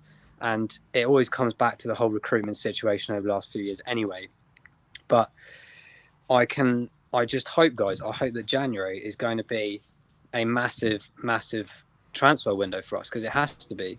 And I know he'll probably obviously have next summer anyway, but if we don't have a big transfer window in January, I can see Conte walking in February, because he is that type of guy. Yeah. And he will only come. Obviously, he gets a nice pay packet, of course, but he turned that down in the summer. He turned it down because the club wasn't in a good position, and he clearly wasn't promised the things that he would want out of his tenure there. He doesn't want to mess about. He's got a career to look after.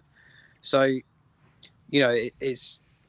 it's going to be interesting to see how this pans out, guys. But I feel so much more relieved than I did on Sunday. Yeah, I mean, obviously we were there together on Sunday, and we had to hug it out at the end because we just didn't know what else to do. But we've got some more updates. And this is from Simon Stone of the BBC. And when he says something, it's more or less over the line. And he says, Tottenham players on a recovery session today. So working with the sports science staff, potentially Antonio Conte could be in place tomorrow morning. And there's another one as well from Matt Law once again. And he says, Tottenham players have been told to prepare for the fact Conte could take training tomorrow. There we go. It's looking. It's like happening, this, people. Yeah. It's happening. All I will say, That's I am brilliant. now I'm with you. I'm now excited. I am now excited. Let's get that right. But you've got to think now, if this does fall apart, this is the biggest cock up of all time. But I'm with you. This is looking a lot more likely than it was. I'm going to throw my hat in the ring now and say it looks like this is a done deal. I am starting to believe this. But I think, like Simon says, well, for me, and I've said it on a few calls, I think it is absolutely vital. It's only taken you 3 hours of the stream to start believing. There you go. Like London buses, you wait for ages, and then me and Si come on. So there you got that. And then I think it's imperative for players out. Getting the war chest in is all good, but getting these attitudes out, because they will clash with Antonio immediately, and it will set another thing off. I think, like Simon just said, I think it's more important he's got set in stone that he can get players out at the price he wants than the players in, because we've known that there's been a poison there for years, and this is the manager to get them out. There is going to be no mucking about anymore. Don't you think, Simon? Yeah, it's crunch time, mate. It's massively crunch time if it wasn't already. This is literally the final chance, really, for ENIC to show some ambition. Now, it was very clear.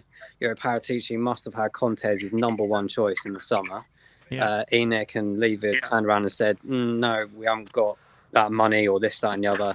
It's backfired massively, as everyone knew it would. And I remember the couple of days before the season started, and you asked everyone, what do you believe in Nuno? And I said, well, of course I'll try and believe in a manager when it's managing the club that we love. But in my mind, I knew that it was never going to be long-lived. It's an amateur appointment, in my opinion, to where we're supposed to be trying to get to.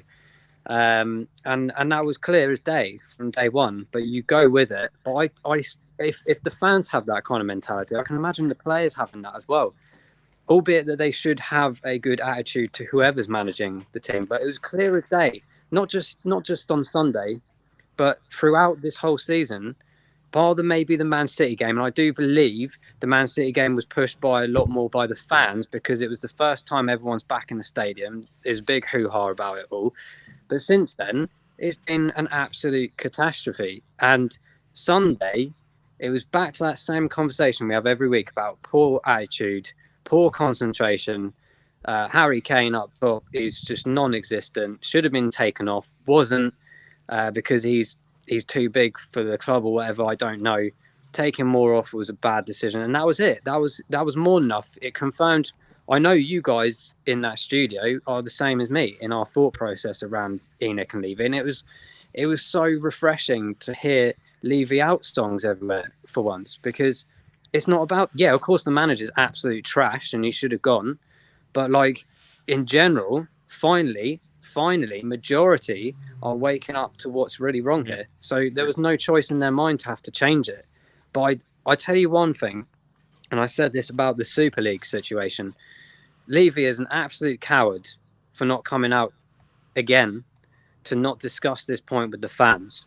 Yeah, because he's now using Paratici as a massive scapegoat. I'm sick of it. Absolute coward. Bringing PR people in, this, that, and the other. Doesn't come out himself and say, I was wrong. Or this is now what we're going to do. And I know why the Tottenham Trust gets so annoyed now, because as fans, we spend a lot of money. We spend a lot of time. I certainly do, from travelling to the stadium every time I go up there. We demand some actual answers and some strategy behind it. I think it's disgraceful, and that's the thing that hurt me the most, is the lack of transparency. Any project I look into, I look for roadmaps and like what are we actually doing as a club and a team, and I don't see any of that. And they want to treat football as a business, but they don't seem to keep the specific information out there for us. The paying public, the working people, the ones that are behind this team constantly. And once again, this last 24, 48 hours have been on Paratici to come out and sort this mess again. Because Levy doesn't have the balls to come out and say that it was his decision for Nuno, and it was his decision all along the last however many years he's been here, that he's made several gigantic mistakes. So I hope that Conte gets what he needs. Whether that happens or not is obviously a massive question mark, as it always is with this club. But I guarantee to you, if January comes and we have not signed anyone or got rid of players, Conte will go, and he will have no doubt in his mind to just walk. He will walk and not give a shit. And I love that, because then it will just confirm absolutely to anyone and everyone that even still, for whatever reason, and I don't know why, believes in the club's ownership and their direction, how false they are, how faulty this club is right now. So I'm really pleased with this appointment because we win either way. We've got an unbelievable manager who's going to stick it to some of these horrendous players, and we've also got a manager that will walk out if the ambition's not there, just like the fans should do if this doesn't work out as well. Absolutely spot on, Si. Absolutely spot on, Si. And just before we let you go, I know Brian knows what question I'm about to ask now, but he's about to get a We Are Tottenham TV tattoo because Antonio Conte is joining Tottenham. Where should he get it? I won't say where I think he should get it because it involves several parts of the nether regions.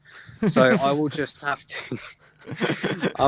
to be pleasant with my answer and say that he should simply just maybe have it on his head so it's visible to everyone. But make sure he has two so that there's one that if he looks in the mirror, he can also read it as well. Do you know what? I'm finding out who my friends are. I've got these people saying these things. I've got Alex saying, get it on your hand where it's less painful. So yeah, but cheers, Si. Thanks, guys. Big up, Cheers, Si. matey. We'll see you soon, mate. Love it. Come on, you Spurs. Let's go. Come on. There's been yet another update now. Another update. I'm sure you can bring on Bob for this update. Yeah, bring on Bob. Bring on Bob. Don't make him wait any longer. Don't. Bob Spur. I'm not on mute. No, you're not on mute. Update from Fabrizio Romano. And he says, Tottenham are preparing contracts and paperwork to appoint Antonio Conte as new manager.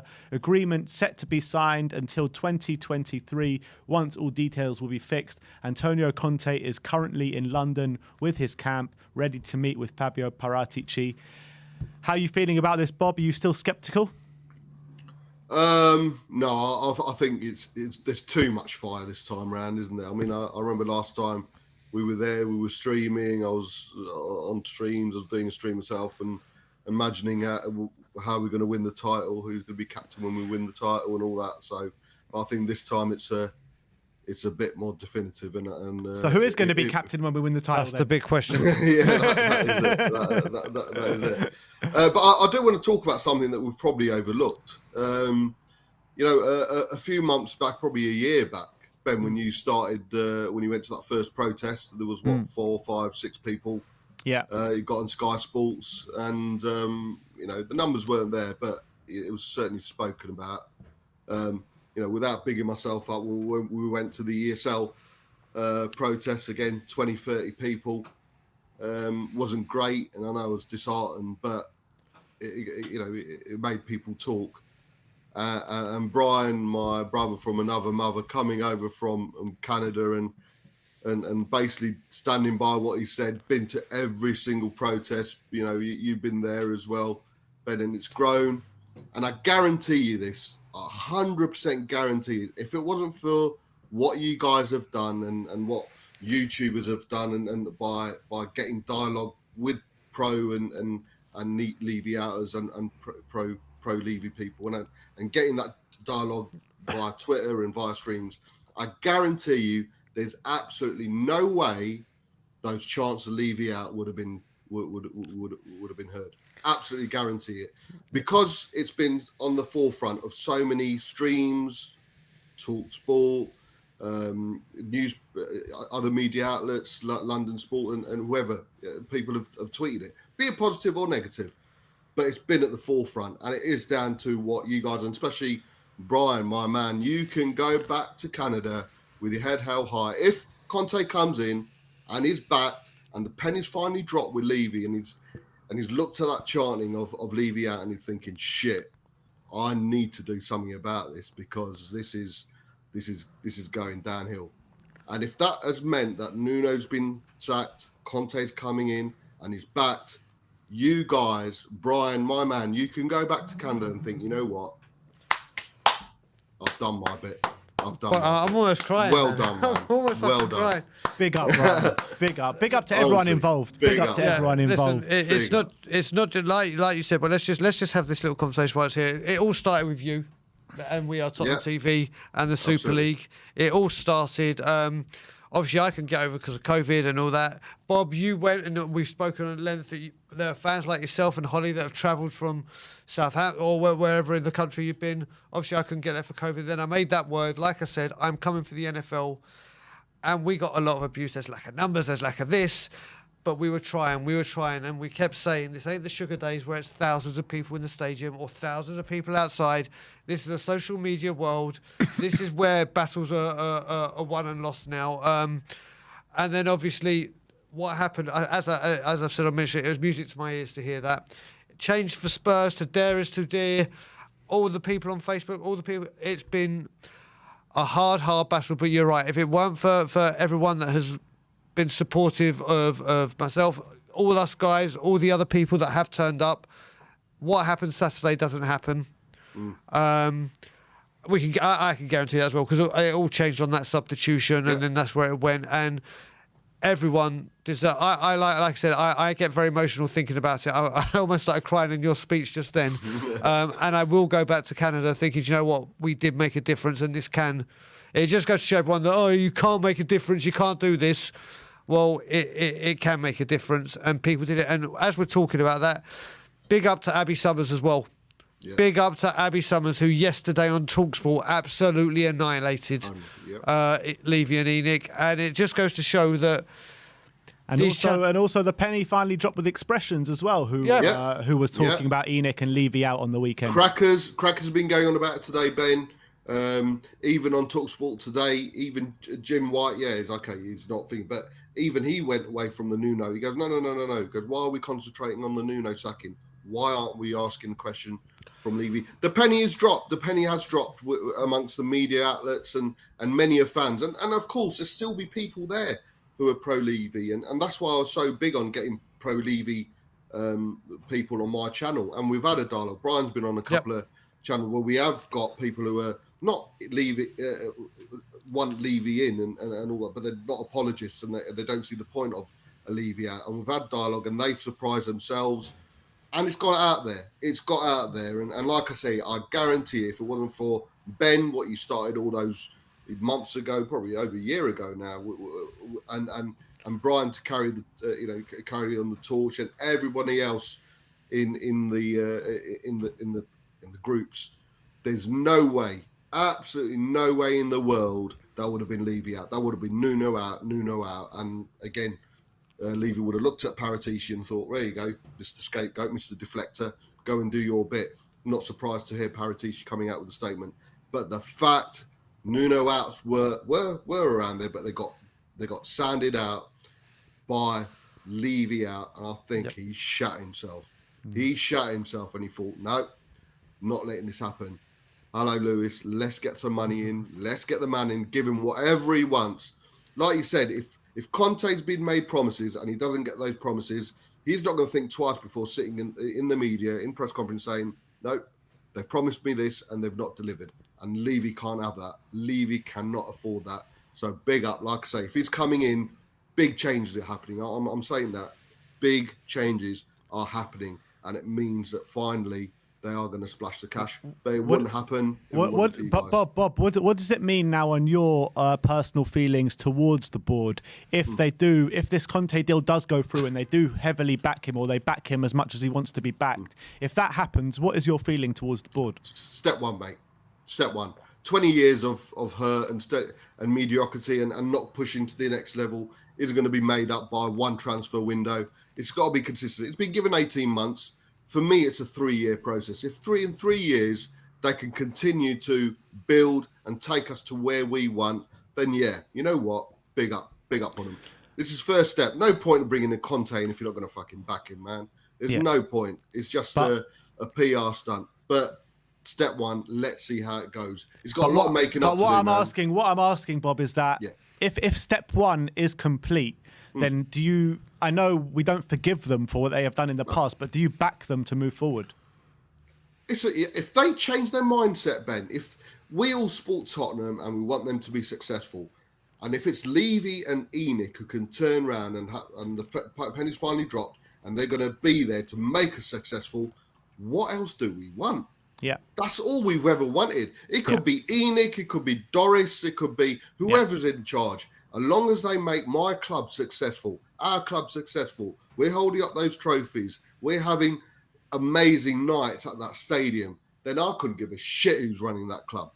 If all this has meant that the penny's finally dropped and Conte's going to come in and help us win things. And certainly if he leaves us with a base to go on and be successful with the next manager, be it whoever, then fantastic, absolutely brilliant. And yeah, of course, I'll be behind anyone who makes my football club successful. But step one, yeah, good. Let's see how it goes.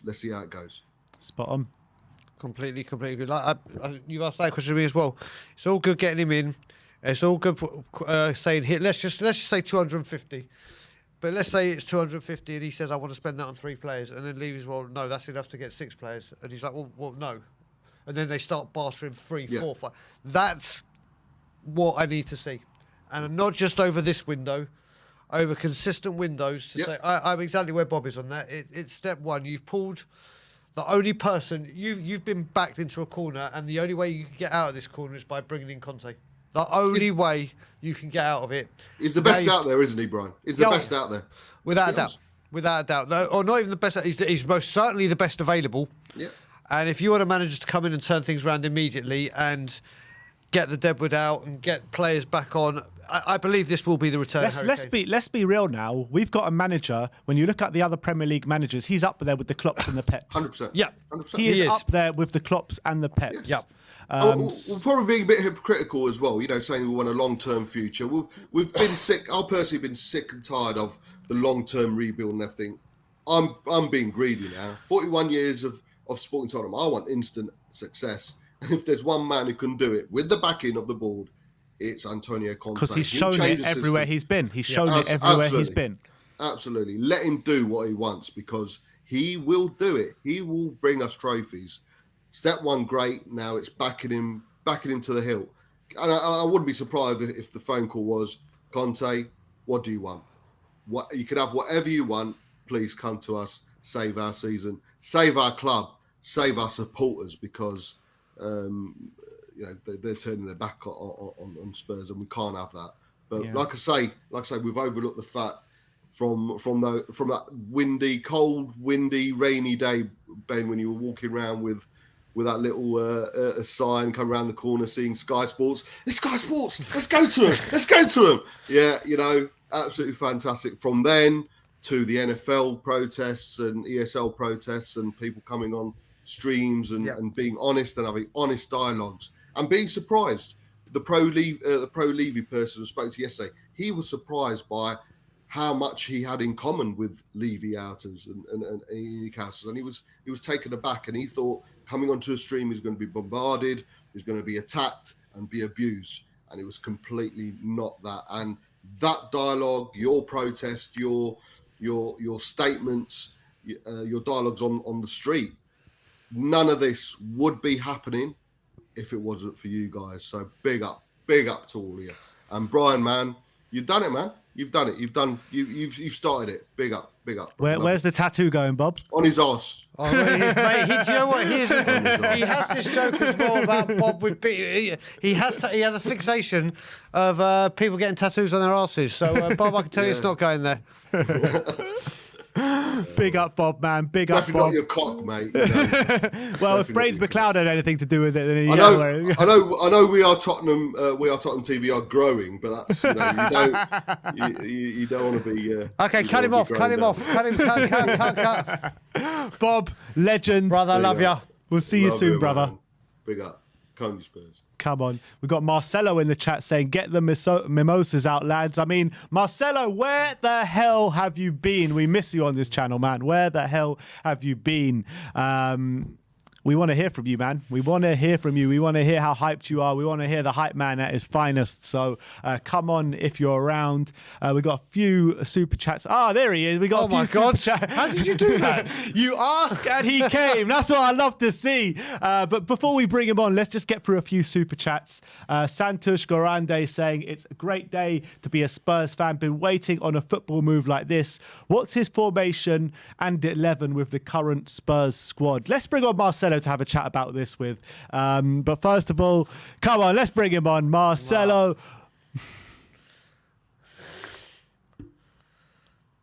Come on, boy. Come on, brother. Come on, Marcelo. How you doing, man?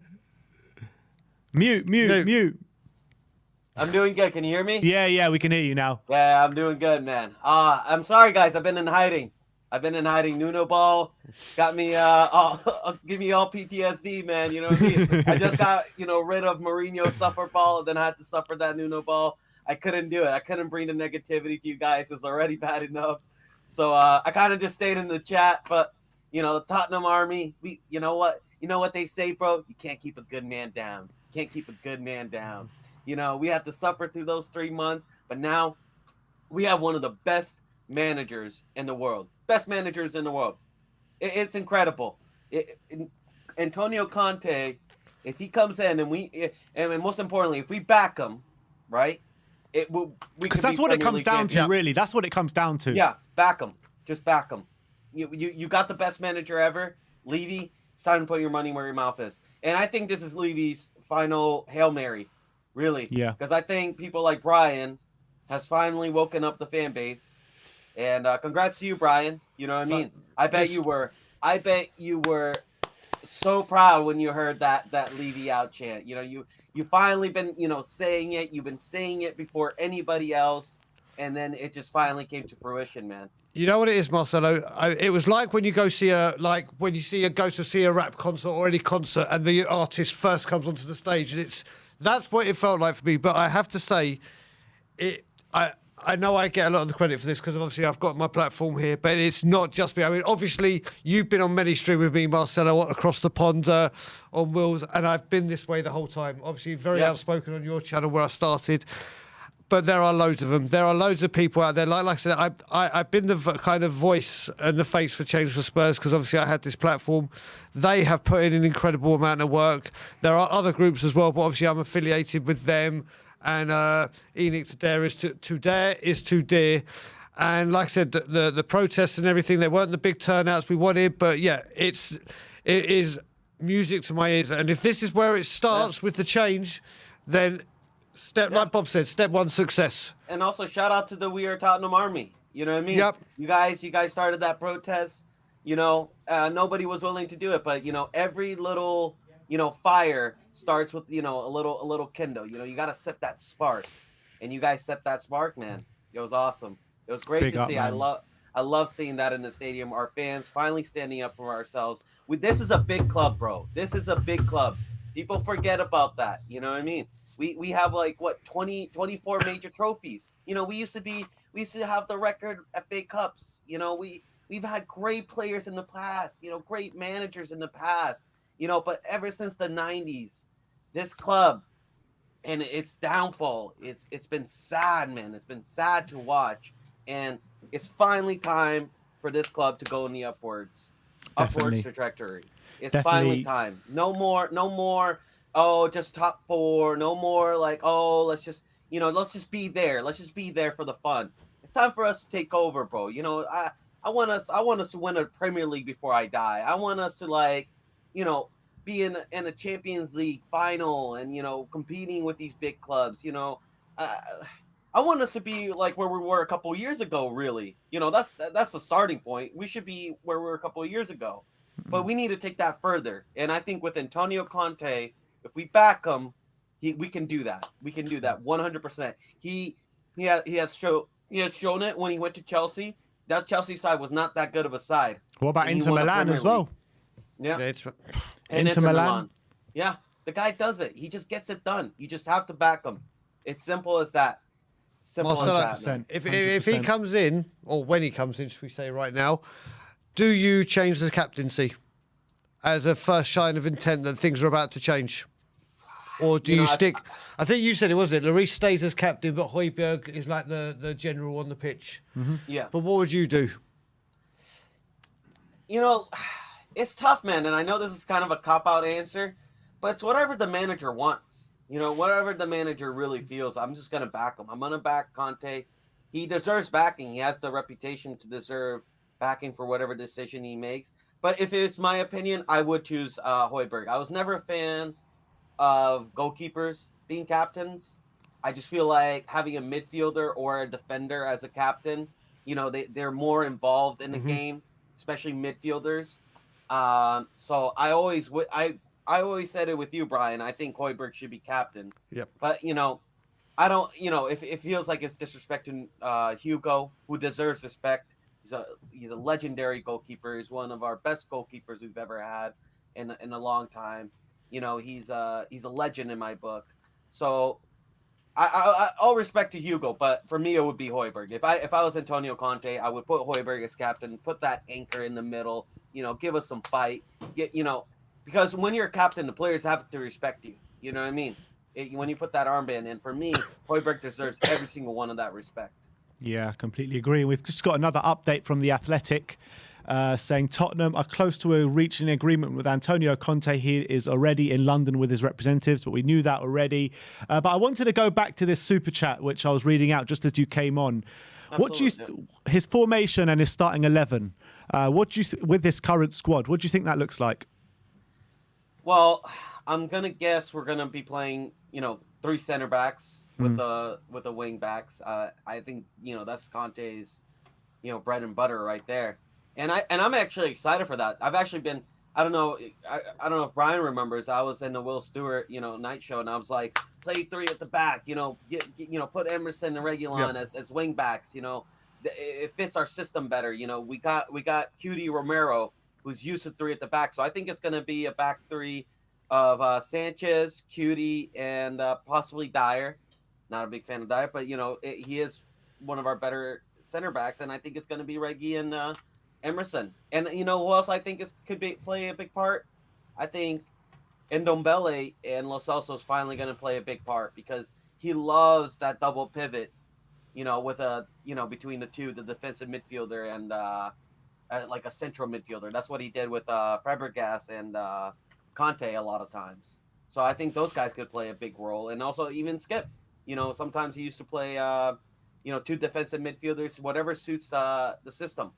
I think that's gonna be the staple, and I think we could see Sonny and Kane up front, really, them two together, and it's gonna be a little bit more tight. It's gonna be a little bit more defensive, and I know Spurs fans want, the super all-out attacking football, but if you look at it right now, pragmatic football is what wins you trophies, man.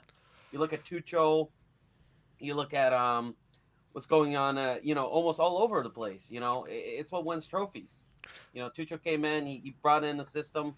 As long as the system is effective, that's all I care about. As long as the system is effective. And sorry, go on. No, I was going to say, do you know what? You look at it, and when you look at this squad, like Marcel said, and like Big Mike did when we had on, the 3 at the back actually adds so much depth to our squad, because then, like Marcelo just said, you could have the 2 defensive midfielders in games in Skip and Højbjerg, or you could do the pivot with an attacking midfielder, or you've got potentially 3 right wing backs, potentially 2 left wing backs. Yeah. This formation as well, when you look at the players we have now to get us through to January, where we can then go and flex our muscles a bit, hopefully. This is why I just don't understand why we didn't try it with Nuno. Forget Nuno trying, and his style may not have worked. We have the team, I would say, best suited to go 3 at the back and to benefit with other players for rotation and everything. Why have we not done it? But the way Marcelo said with that, it adds a lot more options to our squad for game management and everything. I can't wait. And we've done it under Pochettino. In Pochettino's last season, he used to play 3 at the back, and actually, in fact, that was some of Sanchez's best moments. Exactly. Was when we played 3 at the back. So I think Sanchez and Cutie are going to absolutely thrive under Conte. I think we're, and I can't believe I'm saying this, because you told me 2 years ago about Sanchez thriving under any manager. I would think it's in a different club. That's about it. But I think Sanchez could thrive under that 3 at the back with Cutie in there. What do you think in January? What's going to be our first point of call in the January transfer window?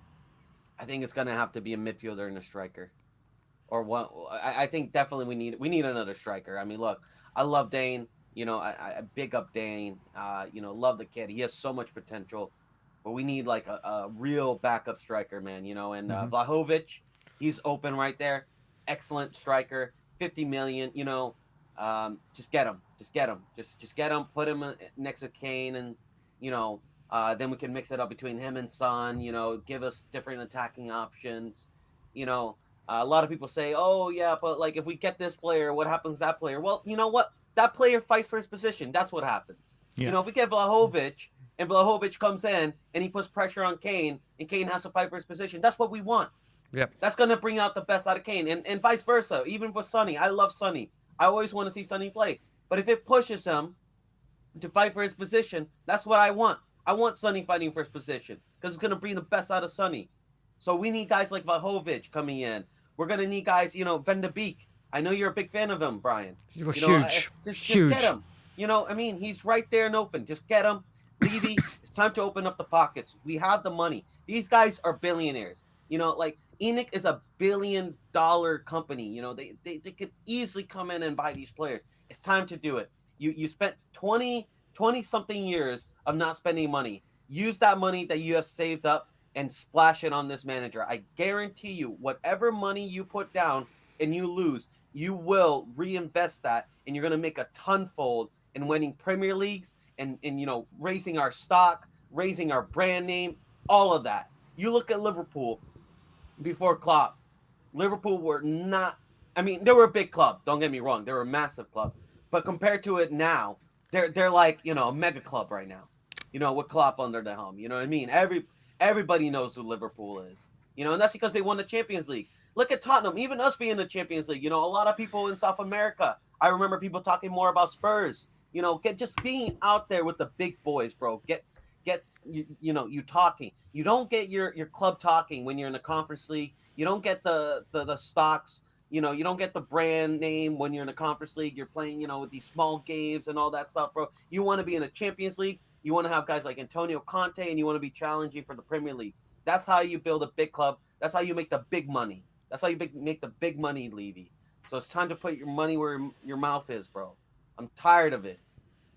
All right, Marcelo, just before we let you go, where is Brian getting this tattoo? Wait, what tattoo? Oh, you don't know? You don't know? I don't know. So Marcelo, basically, when the Conte deal started breaking yesterday, I was live here with Ben. And I said, you know what? If Conte signs, I'm getting the We Are Tottenham TV logo tattooed on me. So it looks like I'm on the verge of getting this done. So I'm taking parts of the body, but it can't be. I'm going to extend this now. Forehead, forearms, and anywhere in my nether regions or arse. Okay, they're the ones off limits. Anywhere else is a go, go, go. Well, I just say go with the arm. Do what I did. Just go with the arm. There we go. So the arm's taking show over. It off, show you the Tottenham army off, Come on. There we go.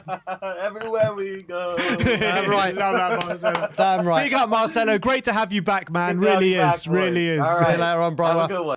Come on. We've got some more super chats to get through. Peter Hurt saying you could bring in Conte, Pep and Klopp, but under Enoch we'll just keep blaming and changing managers. We need new players, managers and owners to be successful. What would you say to that? Again, that is my problem. Getting Conte in is part of it's a huge step, but it's whether he's backed. And as we said, and as a lot of people said, we know that if he ain't happy, he has the morals to just say, listen, this ain't what I offered, goodbye. He needs to be backed and backed properly with the players he wants. So I do agree with what he said, completely. Just Trouble says, Conte, Mourinho 2.0 is going to your club and you lot are dancing around the dumpster fire. That's about to be lit. Laughing my arse off. Another 2-year manager. Another worry that I had. It's what I said. I would imagine that's coming from a bitter Chelsea fan, that we're getting this man in and we know the rivalry there. But that is the point. I think it's when we were talking about Ten Hag at the beginning, wasn't it? And I said, at least Ten Hag has got that longevity. Yeah. This is going to be. I don't think any of us here think Conte's here for a 5, 6, 7 year thing. This is going to be very, very quick. But listen, if it becomes a dumpster fire with a trophy, I'm ready for the dumpster fire. Cody Mack says Daigle was getting a tramp stamp. Oh, Jesus. Cody's in the building. Okay. There's a few coming in for tramp stamps now. This is... Yep, okay. Justin Meadows says, check out Antonio Conte's Wikipedia. Spurs are listed as his managed team now. Dan Ang says, we got to thank Ollie. Just because Ollie. Man United fans must be seething right now. Yeah. They must be. They have to. Like I said to you, that comment that I had where it said, we may have won the game, but you won the war. It is because they could get him if they wanted. I now think it's too far down the line. I mean, we're at the stages now where this is kind of the talk we had yesterday about Nuno. I think we're in that kind of territory now where I think this may even be done. And it's just, do they wait till tonight or do they wait till first thing in the morning to announce this? But yeah, Man U might be kicking themselves big time now. Big time. Is there anyone else in the back? No, that is all the calls we've got through everyone today. A mammoth stream for you, 3 hours and 40 minutes. Unbelievable about the super chats, unbelievable amount of viewers. I just want to thank you all for coming and making this happen today. So that is your Good Morning Tottenham today. I say Good Morning Tottenham, it's 2:30 now. It's 2:30 now. But look, Brian, big up to you as well for coming on for this long mammoth stream. It looks as though Antonio Conte is on the verge, on the brink of signing for Tottenham. Obviously, when it gets announced completely, we'll come back with another stream, another video for you guys. So big up to everyone. We're going to go off and, just have a bit of a relax for a few minutes and then get back on it. But thank you, everyone, for watching today. Like, subscribe and comment. And as always, come on, you Spurs! Leave you out.